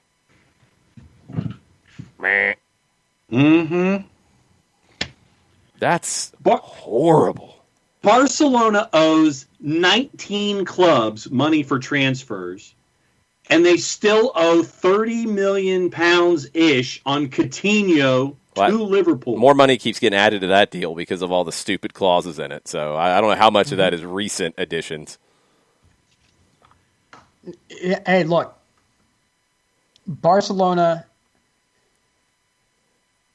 they are in like Dave Ramsey, cut off anything that's like not breathing at the house. It's cut off. This is going to be like the opening to Lucky Number 11, where like the dudes just go around and start popping people left and right for betting on the horse race, and everybody starts coming to every door. Everybody's going to be coming to Barcelona's door. Problem is, you can't bleed a stone, and eventually it's going to be a stone. You have to start getting rid of if it is over a certain dollar value. If it's over a certain dollar expenditure, it's got to go. And I don't care what it is. I don't care if it's the water fountain. If it's over a certain expenditure, it's got to go. And yes, that includes number 10. Oh, yeah. Number 10 even at this point, you have to approach him and be like, hey man, you want to go to PSG? You want to go? You don't have to stay here, buddy. You can just go. We'll pack things up for you. I mean, we can't pay someone to do it, but one of us will come by and we'll pack your stuff up for you. I mean, just get it done. I mean, you're playing with monopoly money at this point. What are you going to do? You're going to offer somebody a transfer fee of, I have Park Place, Boardwalk, and a couple of community chess cards. I mean, what the heck? I'd like to get Eric Garcia right now for their backline. They don't have no money to spend. No. They got to wait till he's out of contract in the summer. Like, that's all they're going to be able to do is sign guys who are out of contract. Welcome to Milan world. Yeah. I'd be saying, like, get Messi off my books. Mm-hmm. And you know what? Yeah, that won't happen. You don't even have to give us a ton of money for him as long as you're going to, like, take all of it. Just get it off of our books however you can. We'll take less money in the transfer. Just get it off our books. I would honestly look to getting a Lopez deal done where it's, hey, look, he can go. PSG, if you want him now, let's go. Because you're not going to cure $1 billion overnight, like you said. You're not, Jason. It's not going to be done in one transfer window. This is, you have to strip it down to the studs and essentially promote an academy team and play with what you know. Yeah. Win, lose, or draw. Don't get relegated. But who's going to go watch that academy team at Camp Nou, knowing that you need to fill all those seats to get your game day revenue? It's Barcelona. There have been a bunch People of are fans go. for a number of years who have claimed to be deeply in love with this club because of its ethos and its possession style ball and the way that they do everything is just no one is bigger than the club. Those people who have been saying this for all these years, they need to be the ones who show up. If they don't, that part will be fine. I don't think that's much of an issue. Like, over 5 years, are you going to see some erosion of the game day attendance? Yeah, you will. I mean, but that's sports. We all know that. That's how it goes. But it has to be done. Yeah, you don't have a choice. You can't keep somebody around and pay them more than you can afford just to draw a couple thousand more people. Like, and for the people who say you're stupid for wanting to get rid of Messi, what are you going to get? Because his wages are stupid. I mean, what Manchester City offered what, 15 million? 15 million. And his wages. I think that was allegedly. I don't know if that's actually been confirmed. I don't know if anybody has offered anything because I don't think it's ever really been realistic that he was up for sale. So I don't know if it ever got past the theoretical stage. I don't think it does in this window, and I don't think you'd get anything of much value at all right now. Because teams are just going to say, well, I can sign him for free, so why am I going to give you anything now? 6 months? Nah, I'll just wait. Because there's really nobody who's outside of PSG, and they can wait. I mean, they have money not because they're, stupid. They'll just wait. They've got plenty of talent, so they'll wait it out. Manchester City will wait it out. If they're the other ones, they're the only two who could really pay him anything like what he's being paid now, and I don't think he'll get the same amount of money. That's it. There's nobody else. And if there's nobody else, he'd stay in Barcelona and he'd take less money. I mean, I don't know where things stand right now with the pay cuts and pay deferrals and how much he's actually getting paid of that astronomical amount. I'd assume I assume right now he's not making anything because they're not paying anybody at the moment. But I don't know what he's set to get this year and what that even looks like at this point. But we can't overlook the fact that this is one of sports' greatest tragedies, in my opinion. The malfeasance of the board, the way that they spent that money, the way that they blew up and tried to keep up with Real Madrid instead of doing what they were known for. Since Cruyff came in and really restructured everything, that they had along with Ajax, the greatest academy system, the one that everyone wanted to emulate around the world, and you just said, we're just gonna buy a bunch of people, man. I mean, we're just gonna buy them, and it got you to where you are now. You had $80 million signings sitting on the bench. $80 million signings sitting on the bench. Some of them are crazy. I mean, some of the moves they've made are just nuts because, like we said, this isn't overnight that you ended up in this situation. And you go back to 1920, you went and you paid $132 million for Antoine Griezmann. Did you really need to pay $132 for Antoine Griezmann? Did you really need Antoine Griezmann with some of the other talent you have? Has he delivered on $132 million? Frankie de Jong, 94.6. Again, great player. Great addition if you can afford it. They couldn't afford it. Pjanic was $66 million? That's 66 is madness. And they're still paying Pjanic's transfer fee. Yeah, I mean, that's 1920. 1819, you paid $45 for Malcolm. Now, you ended up making most of that back. You had a little bit of a loss. You sold him the next year. He didn't need to even do any of that because, really? Malcolm? Seriously? Malcolm was on the plane to Rome. Yeah. Malcolm was on the plane to Rome, and you hijacked that move. You just grabbed him because you could. Yes. It's like the ultimate, we're just going to buy it because we can. You paid almost $160 for Coutinho. You sent Liverpool on their way in 2017. You paid 143 for Ousmane Dembele. You sold Neymar for 244, and then you blew it on those two guys. Mm-hmm. How'd that work out? Not at all. Yeah, not so much. Gah. It's just horrendous. You can't. Hearing those numbers, you cannot have sympathy for Barcelona. I'm sorry. They can be your favorite club, and that's fine. And for anyone who's gloating over this, I will inform you directly because it happened to my club. It can happen to yours overnight. If you allow the idiots to be in charge for any period of time, it can happen to you overnight. And with Milan, as soon as Berlusconi decided he was done, and he sold the club off, and Yonghong Lee came and took over, and he had that Chinese money that he was backed by that they could never seem to pinpoint, never seem to know where it was coming from. From minute one, it just went. They spent $250 million on transfers to send that club mid-table. To send a mid-table $250 million in transfers, and it was just one bum after the next. It can happen to your club overnight, and just like that, a juggernaut in Milan and Champions League scrap heap. And we're seeing it now with Barcelona, like a true giant, like one of the alleged untouchables. And they're not going to go bankrupt. No, they're not. They're not going to be allowed to go bankrupt. But are they going to suffer from this? Yeah, it's going to be rough. And they're not even anywhere really near the true amount of suffering yet because of this. Oh no. 2018-19, the last normal full season. They brought in 990 million euro. That was their revenue.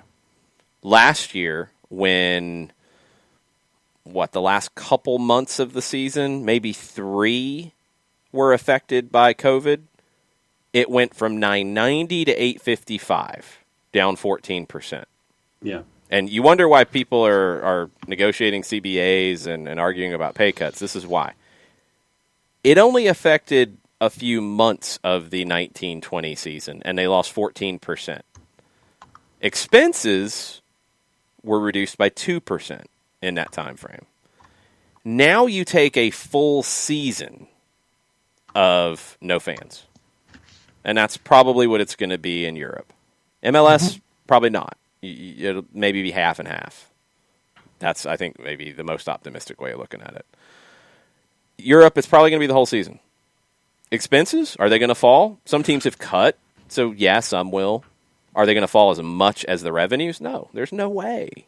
So Barcelona hasn't even had the bad numbers really hit yet. It's going to get worse. That's the crazy part about it. I mean, yeah, I guess they maybe saved a little bit of money here with some of the moves they made. They gave Luis Suarez away to one of their rivals who's going to end up winning them the league with Atleti, but, there's that. They didn't cut their expenses that much. 74% of their total income goes to the wages. And they've cut them. That's the thing, is it probably was worse. It was, yeah. 74%. There were 2 board-led wage cut requests that we know of, right? Weren't there 2 big ones? At least 2. Now, what they're saying about the current fiscal year, and I'm not buying this at all. They are saying that their expenses will be down from 955 to 796. No way. Well, the only way is with deferrals, with pay being deferred and pushed down the line. That's it. Because there's no other way outside of a few of the big spenders being moved on. And there's been a few, but that's a big one. That's got to be not a true savings. It's just kicking those numbers down the line. Yeah. They're expecting their revenues to go from 855 to 828. That's the part I'm not buying. Only a 27 million drop for a larger percentage played behind closed doors. I don't know where the other revenue's coming from. I think Spanish Taxman's going to want to look at all that. That feels like we're going to be okay. Yeah, it's going to be all right. Please let us live. That's By the way, this the with true the undefeated man, Nick. Taxman still stays. In Spain? Taxman has won the league every year. Spanish Taxman's He's won undefeated. the league every year. Yeah. Yeah. Non-stop. Every year. Spanish Taxman, undefeated. It's rough. Hey, look. That jersey better look like a NASCAR next year. That's all I'm saying. If you're serious about getting that club solvent, that you better have 15 sponsors on the shorts alone. Mm-hmm. Yeah. That's what it's going to come down to. It's just The goal was scored by Lionel Messi with the STP, Ford, Kotex Tab Packs, M&M goal. Like that, it better be like that. Look, we know about Barcelona because they can't hide the stuff. There's a lot of other clubs that I think are going to be in some big trouble. Barcelona's out. Yeah, it just won't be as obvious. Like Barcelona, we can see it coming over the horizon. Yeah. Like there's going to be some that we don't see coming over the horizon. It's just going to hit.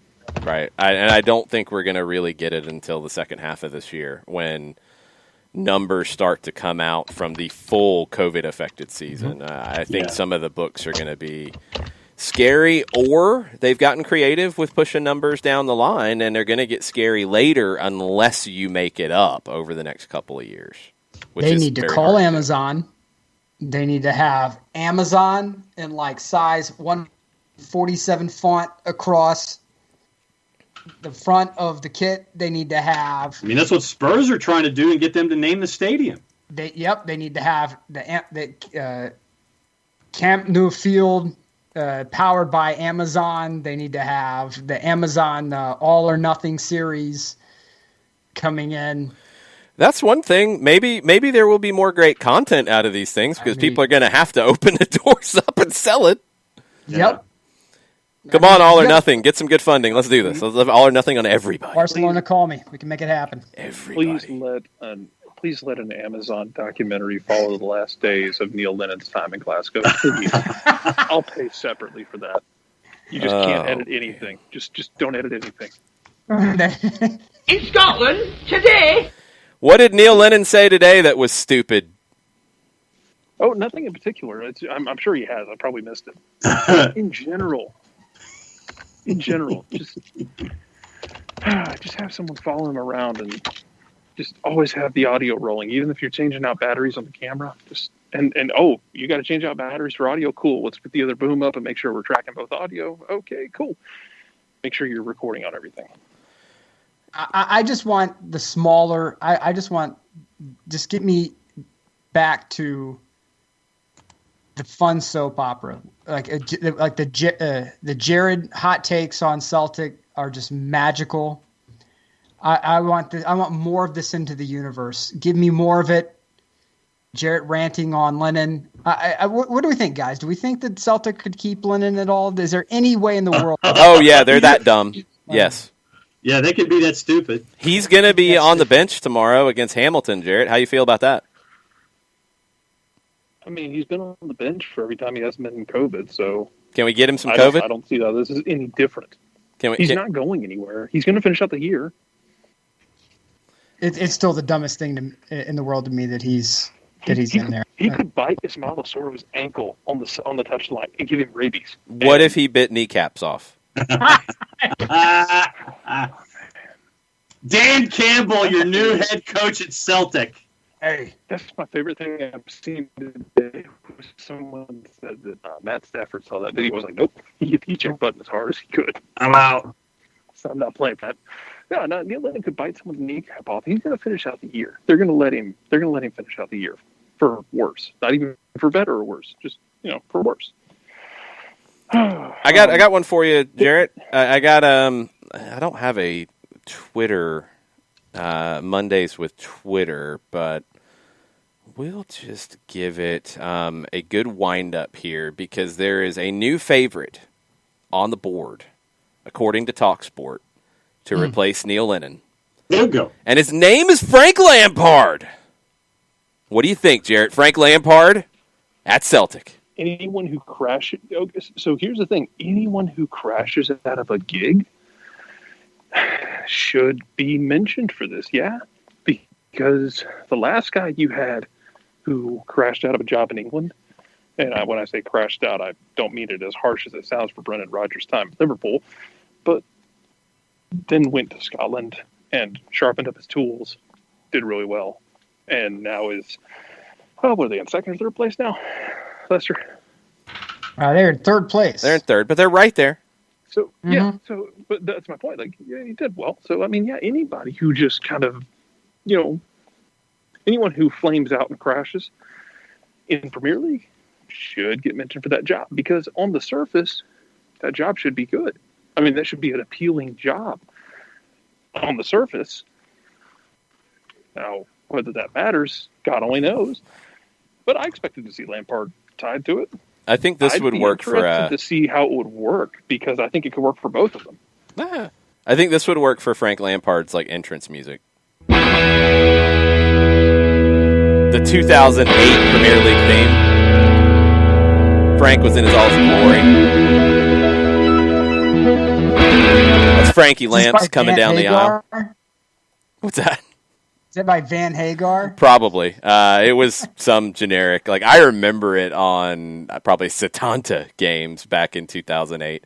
That was the Premier League theme. So he is number 3, according to Betfair, on the next permanent Celtic manager odds. I think it's one of those things that could, without any snark, I think it's one of the things that could benefit both of them. They get a fresh human being in there who is not tied to the history of the place, and he gets a chance to kind of try and put things back together. I'm going to give you 4 names that are on the Betfair list, and I'm going to let you pick, Jarrett. You're in charge. Here we go. Roy Keane, 14-1 odds. Frank Lampard, 6-1 odds. To fist fight Scott Brown. Only if he gets to fist fight Scott Brown. I would pay to see that. Eddie Howe, 7-2 odds. Rafa Benitez, 8-15. Man, that Rafa one got shot down quick, and the bettors went, that's nice. He's staying right where he's at. Because he's drawing the cash. Uh-huh. Yeah. Oh, my God, man. That's... people going to lose some money on that. Jack Ross, former Sunderland boss, is at 14-1. He's at Hibs. Gordon Strachan is at 18-1. John Kennedy is 8-1. Man, Hibs has been playing well, too. You know what problem people are running into? Ask not what your Celtic can do for you, but what you can do for your Celtic. Well, the problem isn't running into Hibs right now. It's running into Livingston, which somehow turned into a living buzzsaw. I hope Celtic loses tomorrow, Jarrett. I'm sorry. I kind of do, too, because I... Wow. And is it bad to say that about a team you love just because... Yes, that's really bad. That is really bad. Yes, that is bad. I want to remove all doubt that Neil Lennon stays there. That's my only reason why. Run it up, Herman. Leave no doubt. I want to remove all doubt. I don't want there to be any feeling of, man, he kind of rallied late in the year. Maybe we should do the Dan Quinn thing. And the Gus Malzahn thing? The Dan Quinn thing. Well, yeah, Gus Malzahn works too. But Quinn waited till the season was over to start doing stuff. I don't want that to happen. So if that means that they limp to the finish line here, then so be it. If it means that you just whitewash the whole thing like Tom Sawyer on the picket fence, and then next year you just start over fresh, then so be it, man. And West Ham have been linked to a £35 million move for Utsan Edouard. No official approach. If you can get 35 for him right now, oh yeah, I will carry him on my back from Glasgow to West Ham. Grief! Oh no man. way they get 35 for him right now. If that's actually being offered, you can't say yes fast enough. But then they have to turn off FIFA. Yeah, that's true. Oy. What do you think? Okay, talking about rumors, because they're starting to fly as we're about a week away from the end of the transfer window. Tottenham Hotspur reportedly approached Angel Di Maria at PSG. He is out of contract at the end of the season. Would you bring Di Maria to London and Spurs? No.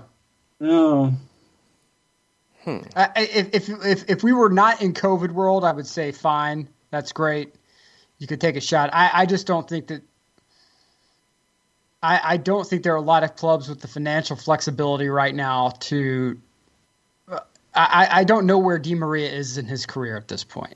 Like, I don't know if he's got it in him to do another Premier League season and everything that goes in with it. I just don't know if he's there right now. Yeah, I'm not sure. I would definitely want to have some long conversations with him. Yeah. I think he's still very talented, but yeah, I don't know if I can count on him. If I got him on a free and on decent wages, I'd consider it. I'd definitely consider it.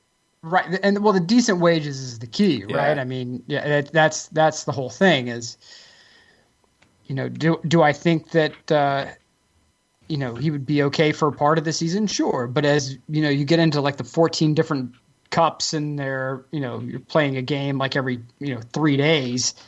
I don't know if he's there for that. I'm not necessarily saying he needs to come to MLS. I'm not saying that, but I'm sure that he could find an easier ride in in La Liga or even if he wanted to stay in legal, and I'm sure there's a way that PSG can figure out a way to keep him if he wanted to stay there. But and I mean, I know that they're not happy with Reguilon, and if you could bring in Di Maria on a decent wage and have a discussion with him, do something like that, Right. But the price would have to be right, and you'd have to understand what the deal is.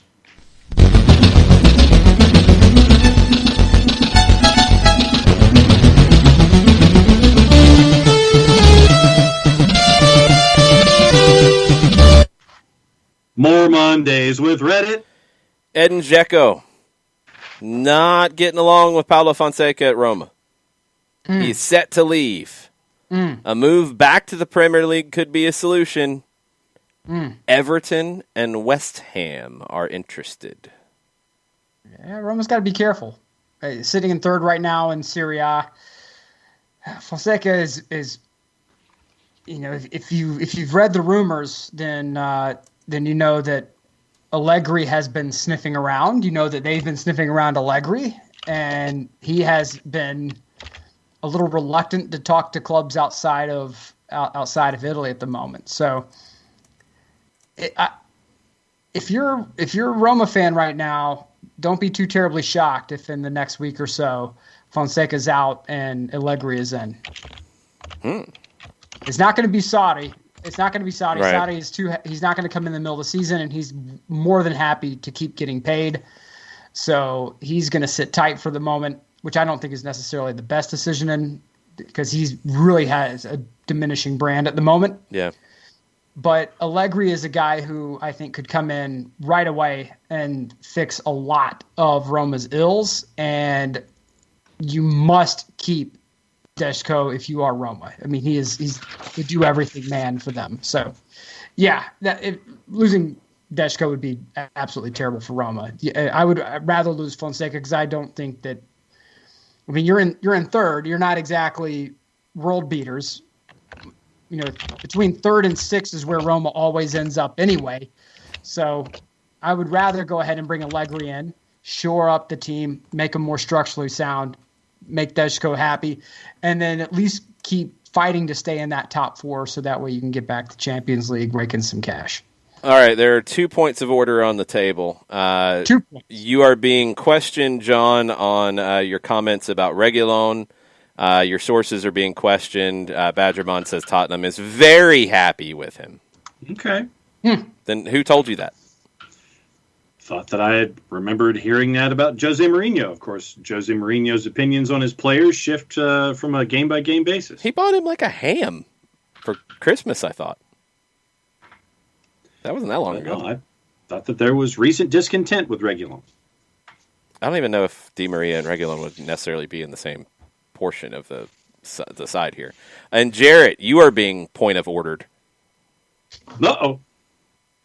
Oh, Go ahead. God. There's nothing left to destroy. YouTube says, point of order, Tom Sawyer didn't actually do any of the whitewashing himself. He conned the other neighborhood That's a children very good point. into it by making drudgery sound like something fun and desirable, sound like a Scottish team, you know? Wow. In a roundabout way, it was the perfect metaphor. I just got there on accident. I got the right hand. I did this in chemistry class in high school once. Like I got transferred into a chemistry class like the day they were taking like the chapter 1 test, and I didn't have to take it. I just took it for kicks and giggles. I hate chemistry. I'm terrible at it. Oh, I hate chemistry. I got there was one question on the test everyone got wrong except for me, and he's like, "Okay, you got this right. Show me how you did it." And I did it, and he's like, "Oh yeah, you're doing everything completely wrong. You got there. You just didn't do it the right way." That was this. That is known to happen from time to time, yes. Yeah, we have the best universe of all the universes out there. We have the best one. Absolutely. Like, shut up, you numpties. Excellence. Mm-hmm. We have literary excellence. We have we have a global audience. Greatest universe of all time.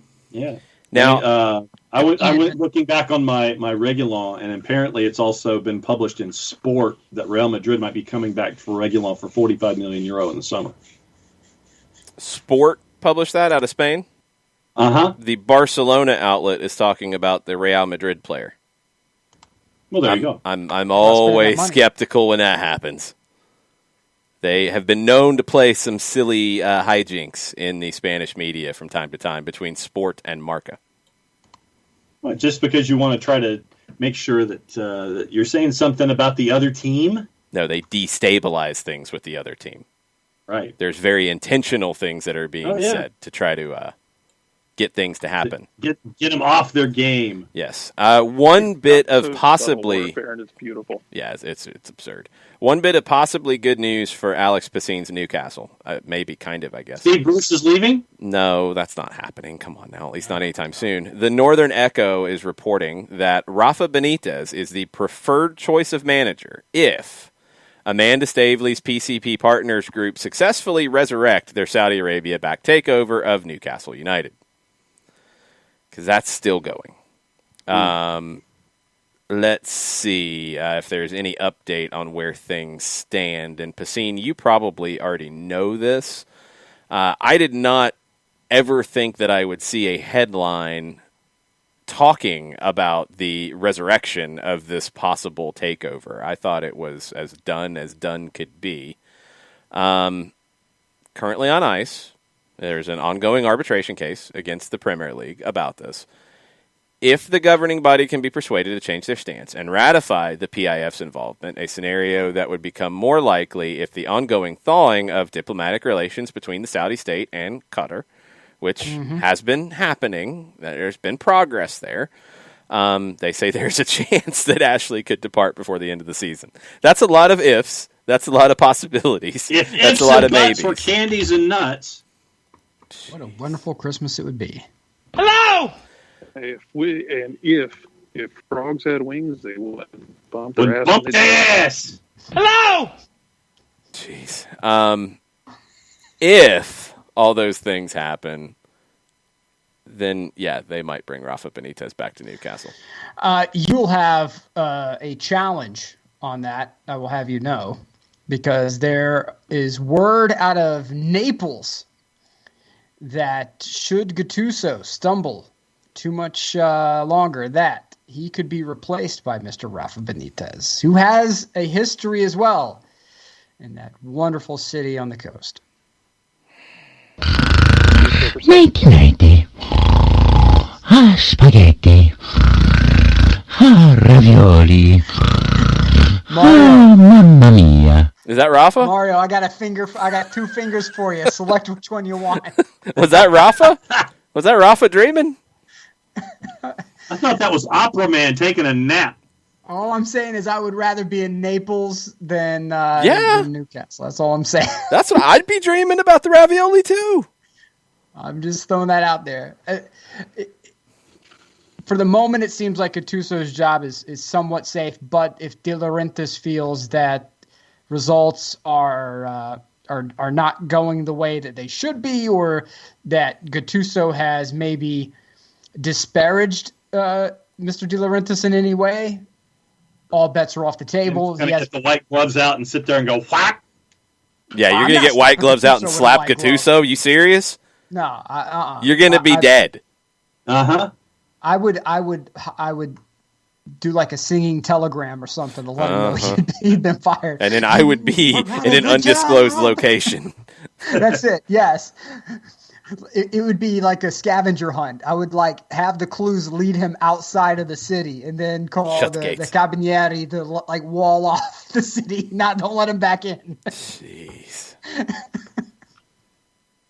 There could be some weird dominoes with this level of manager. You know, we've talked so much about Pochettino and Allegri and then Tuchel when he became available, but let's go down a tier. Right. Gattuso has shown quality at Napoli. I think it would be a bad move to do what De Laurentiis likes to do and go crazy. I don't think Rafa's going to come in and be all that much better. You know, I don't know who they could get that would be all that much better. Just feel like changing pieces. So, okay, if they move on and Gattuso leaves, then where does Gattuso end up? Because there would be some teams that would be in it for Gattuso, I would think.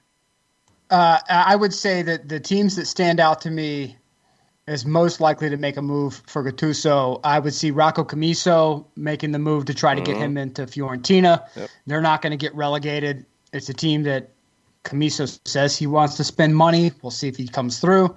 If Kraus can keep Parma out of the relegation, that's a relegation really race, good one. Yeah. Yeah, they're 19 right now. I can see Kraus making that move. Torino, to me, is the wild card in all of this because they have not been able to get any sort of consistency or stability in their past 3 coaching hires. So they need someone to come in and just keep things level, and I feel like that's a job that's tailor-made for Gattuso, just to come in and provide stability, put a boot in the ass, and get these guys going in the right direction. If Torino can stay out of relegation, that might be another one. So Parma, Torino, and Fiorentina are my top 3 landing spots for Gattuso. Okay. I think, and not to say Frank Lampard would go to Italy, but I think Frank Lampard's kind of in this tier of underneath the elite teams. He's going to end up somewhere. Benitez is in that tier. He's going to end up somewhere. You've got guys like Quique Setien, who hasn't went anywhere yet. He's still suing Barcelona, and they don't have any money, so, I mean, you're wasting your time, Quique, but whatever. He would be somebody who could get one of these kinds of jobs.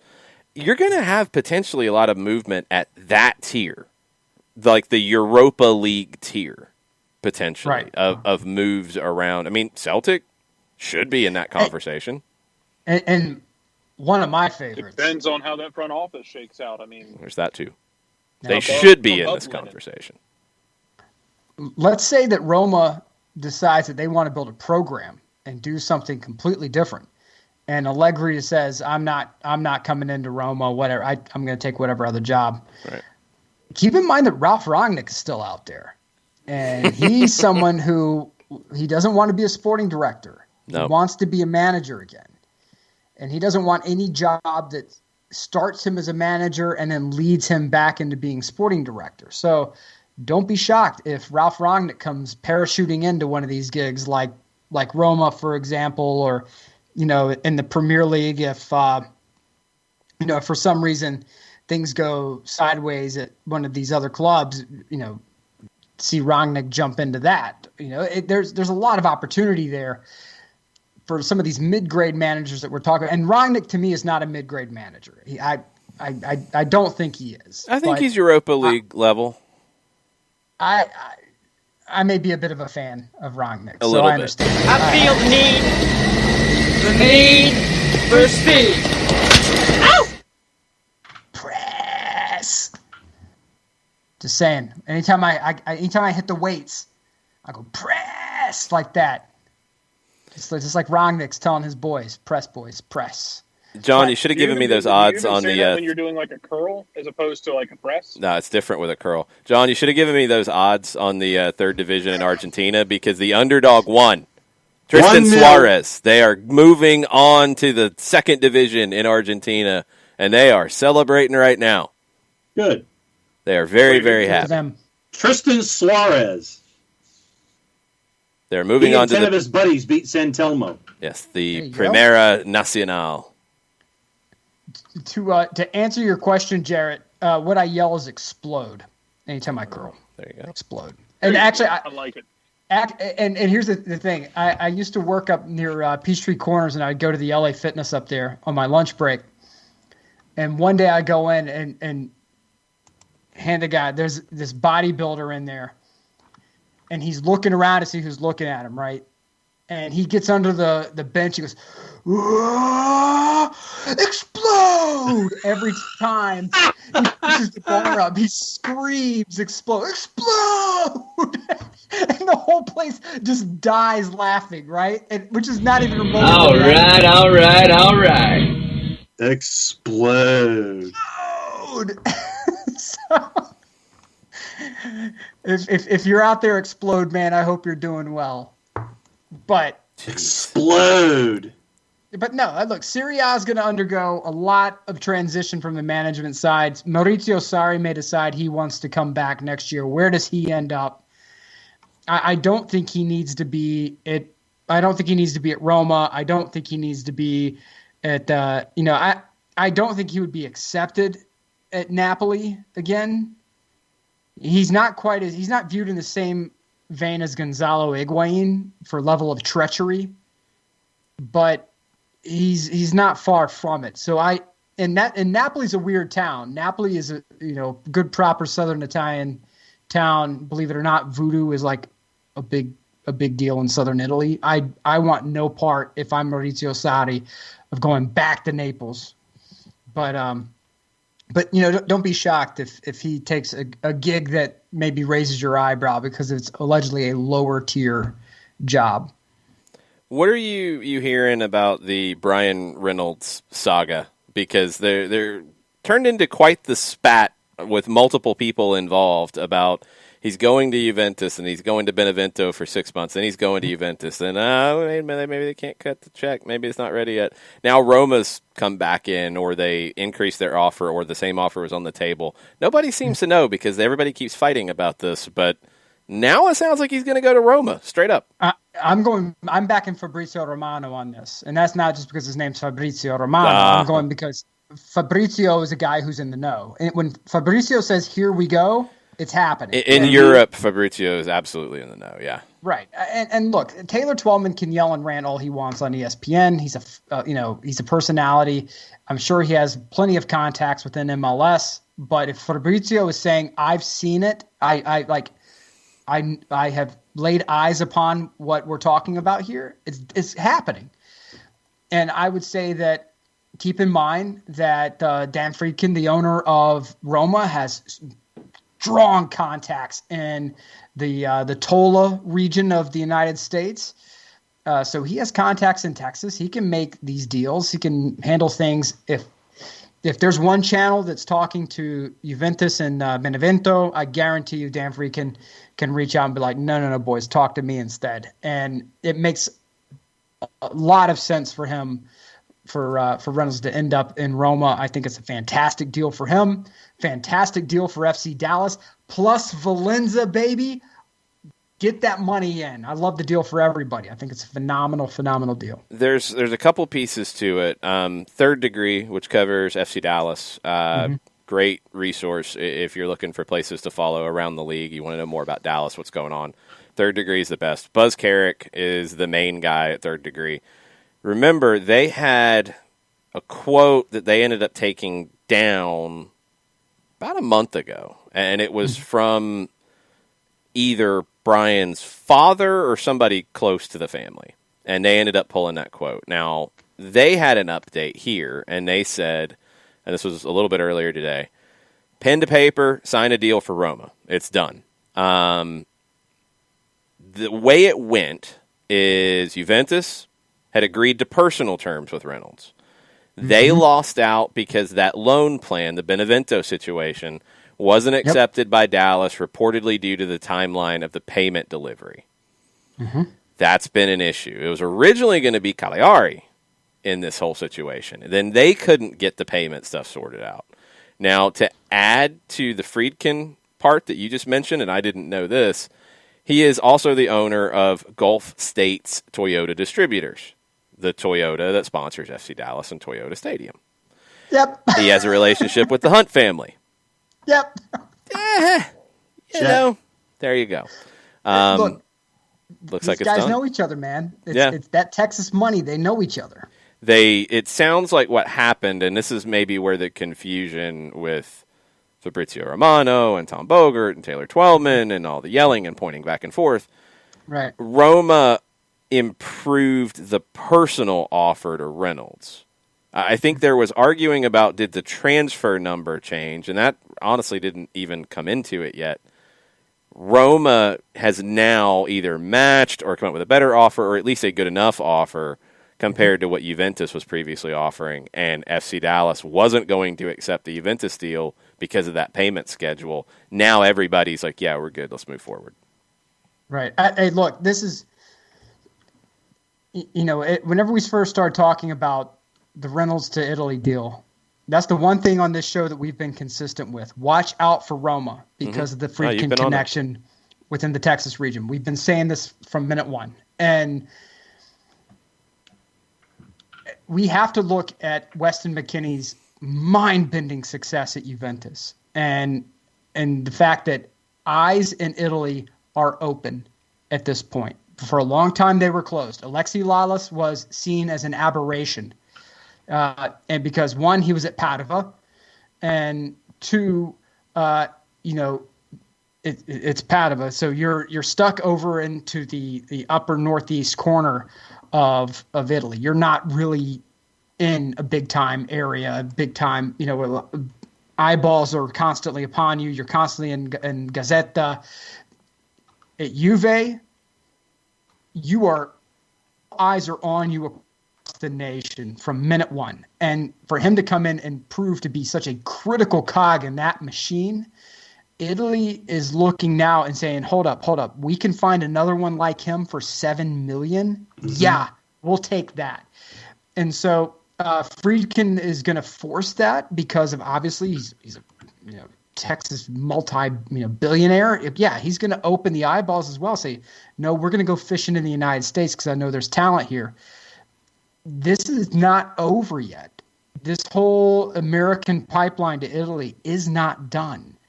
So, I do hope that they solidify the coaching situation because I do not want Reynolds to walk in to a situation where it's either a manager who has a very short leash and as a result sticks him on the bench and leaves him there. I hope that it's a manager who, and that's the only concern I have about Allegri coming in, is that Allegri, I think, may not be as open to bringing in an American player like Pirlo was, because Pirlo had that opportunity to play in MLS and be a traffic cone for a little while. He saw the speed. He saw the ability of the American player. He said, no, it can work. And he's been given a very long leash at Juventus. All of these things factor in to allowing a player from somewhere like the United States to come in and play in Italy. Keep in mind, guys, and I know people are like, what are you talking about, Nick? In Italy, playing an American in the starting lineup of a Serie A side would be a comedy show 3 years ago. Yeah. 3 years ago was a comedy show. When Milan signed Onyewu back in, 2009, yep, it was a comedy show. Everyone said, yeah, they're just trying to sell shirts for their American tour. Pfft, get out of here. And it's exactly what it was. And so for McKennie to go in and prove everyone wrong and not just be an important piece to Juve, critical piece to Juve, it's wide open now. So I really want Reynolds to go in and hit the ground running and thrive. He's going to love Rome. He will absolutely love Rome. It's Rome's a good I'm place thrilled. to be if you're young and single in your early 20s. To be fair, that's a great place to be.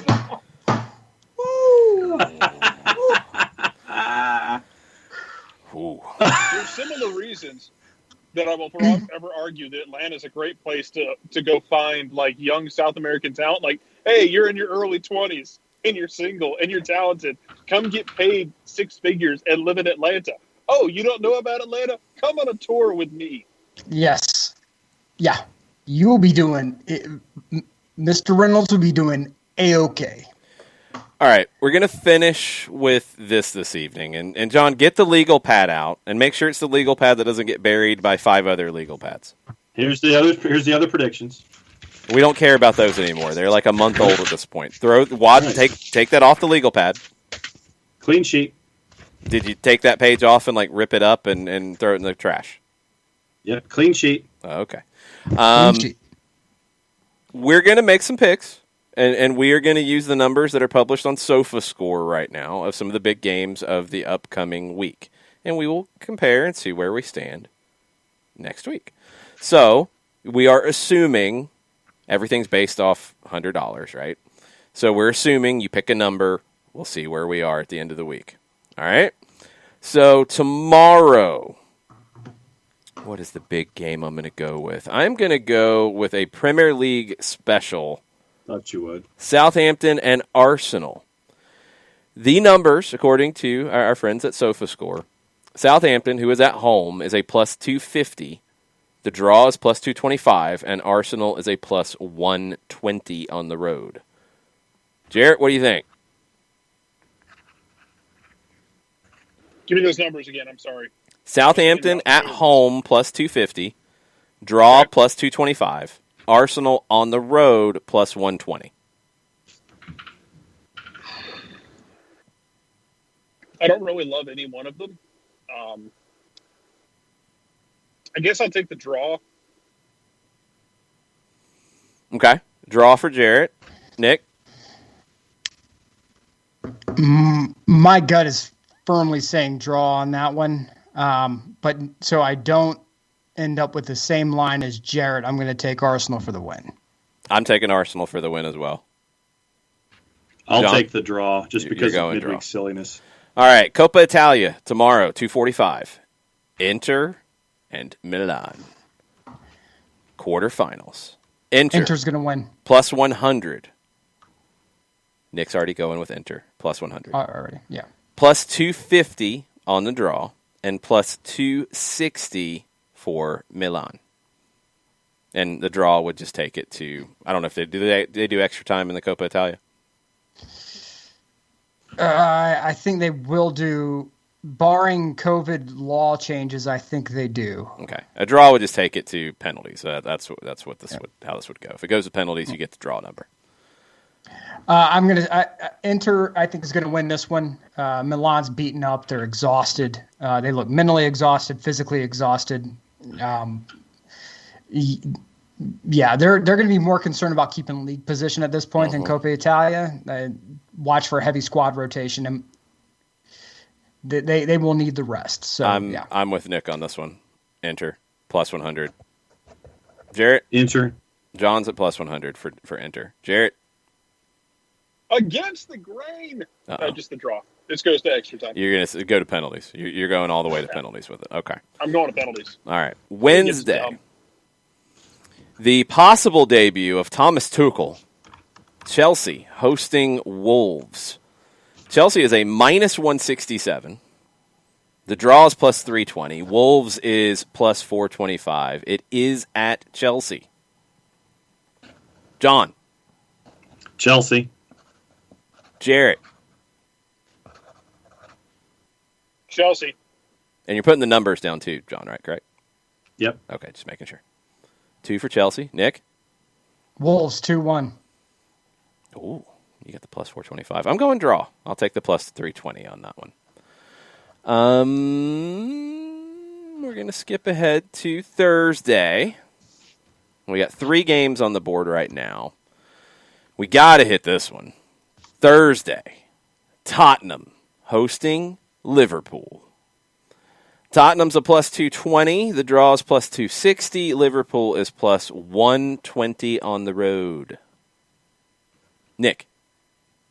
Spurs. Ooh. Jarrett? I don't see anything with Liverpool that tells me that they're going to start getting it sorted. So Draw. Frustration abound for everybody. Okay. John? Draw. I already knew you were going to say that. I'm going to take the plucky upstarts of Liverpool. No! Yes. I think maybe they figured out where the goal was after the FA Cup match. I think Spurs snag one late, much to the chagrin of one Mr. You know what? You know what? We haven't moved on to the next game yet. I'm taking that back. Draw. I can't believe in Liverpool right now. 1-1. All right. Draw. There you go. All right. Okay. That gets us to Friday. Friday. Are you serious? John, you're like fired so many I'm going to times. leave now. Good grief. We're going to skip Friday because John might keep singing. We're going to go to Saturday and the Copa Libertadores. Shut up. Copa Libertadores final. Palmeiras. Santos. Palmeiras plus 120. Draw plus 210. It goes to penalties. Santos plus 250. John. I'm going to go Santos in this one. I'm going to go with our guest from this morning and the discussion that we had about it. So I'm going to go Santos. Tom Robinson gave Santos a chance. Yep. Jarrett? Crush your hopes and dreams, Palmeiras. Okay. Nick? I feel like I'm going to get my friend is going to shoot me on this one. I'm going to go Palmeiras. I'm going to go penalties. I think Palmeiras wins it, but I'm going to go penalties. I'll take the draw. Okay. And we will go with one more. That'll give us 6, right? Yes. Okay. That's a pretty good one. Let me make sure there's not something better on Sunday that I want to jump to. Let's look here. Let's look there. Yeah, we'll go back to the Saturday match. In England, Arsenal hosting Manchester United. Now, Arsenal is playing in the midweek. Manchester United is not, so keep that in mind. Arsenal at home is a plus 190. The draw is a plus 240. Manchester United is a plus 137. John. Manchester United. Playing in the midweek for Arsenal. Jarrett. Man U, even if Arsenal wasn't playing in the midweek, Man U's got that devil magic working right now. Nick? Devil magic. Devil magic. He's a devil. Yeah, the Fighting Glazers get the win. Yeah, I think I'm going to have to go with this too. I'll go clean sweep on Manchester United in that one. All right. We will see where everybody ends up with their point total, because, of course, it's points. It's just points. We'll see where everybody's point total ends up when we get to next Monday. There you go. That is right. We will keep track, because I don't know if I'm good at these things or not. Like, sometimes I feel like I'm on a roll and people say, like, yeah, you picked all these right. And then I'll remember, like, one that I picked really, really wrong. Well, I think all of them really, really wrong. Yeah, Tom Brady. You mean like that time in Russia? When Nick and I spent 10 minutes warning everyone to stay away from a game. Mm-hmm. You guys have missed some too now. Don't even try to play that game there, Jarrett. Oh, absolutely. Uh-huh. I have missed some horribly. But I missed so spectacular. That one was so spectacular, not because you missed it, but because everything about it was just everything about so that absurd. Was like everything about that game was a warning light, and it wasn't just that it was a warning light; it's that the actual game itself drove Jason into an angry rage because it was so bad. It's true. It's true. Yes. So it wasn't. No. You picking it wrong wasn't what made it funny. No. That happens. That happens to anybody. The associated rage was what was. Yes. The insanity of the game and the rage that went with it was just chef's kiss. I wasn't thinking anything about chef's kisses, that's for sure. See, that's the thing, Jared, is we have more knowledge, I feel, of the evil underbelly. We're just jaded about the it all. dark arts. That's the better answer, Jarrett. Yes. We're just very jaded. That's right. Always accept the negative at 100% and work your way forward. No. You cynical but verify. fools. No and no and no. That's how it's going to go. All right. Right. That'll do it. We're 26 over. We don't do 3-hour shows around here yet until somebody pays us more money to do them. So, Nick. That's right. Send us home. Until next time, my friends, mask the blank up and mucha Euro, y'all. Thank you so much for tuning in.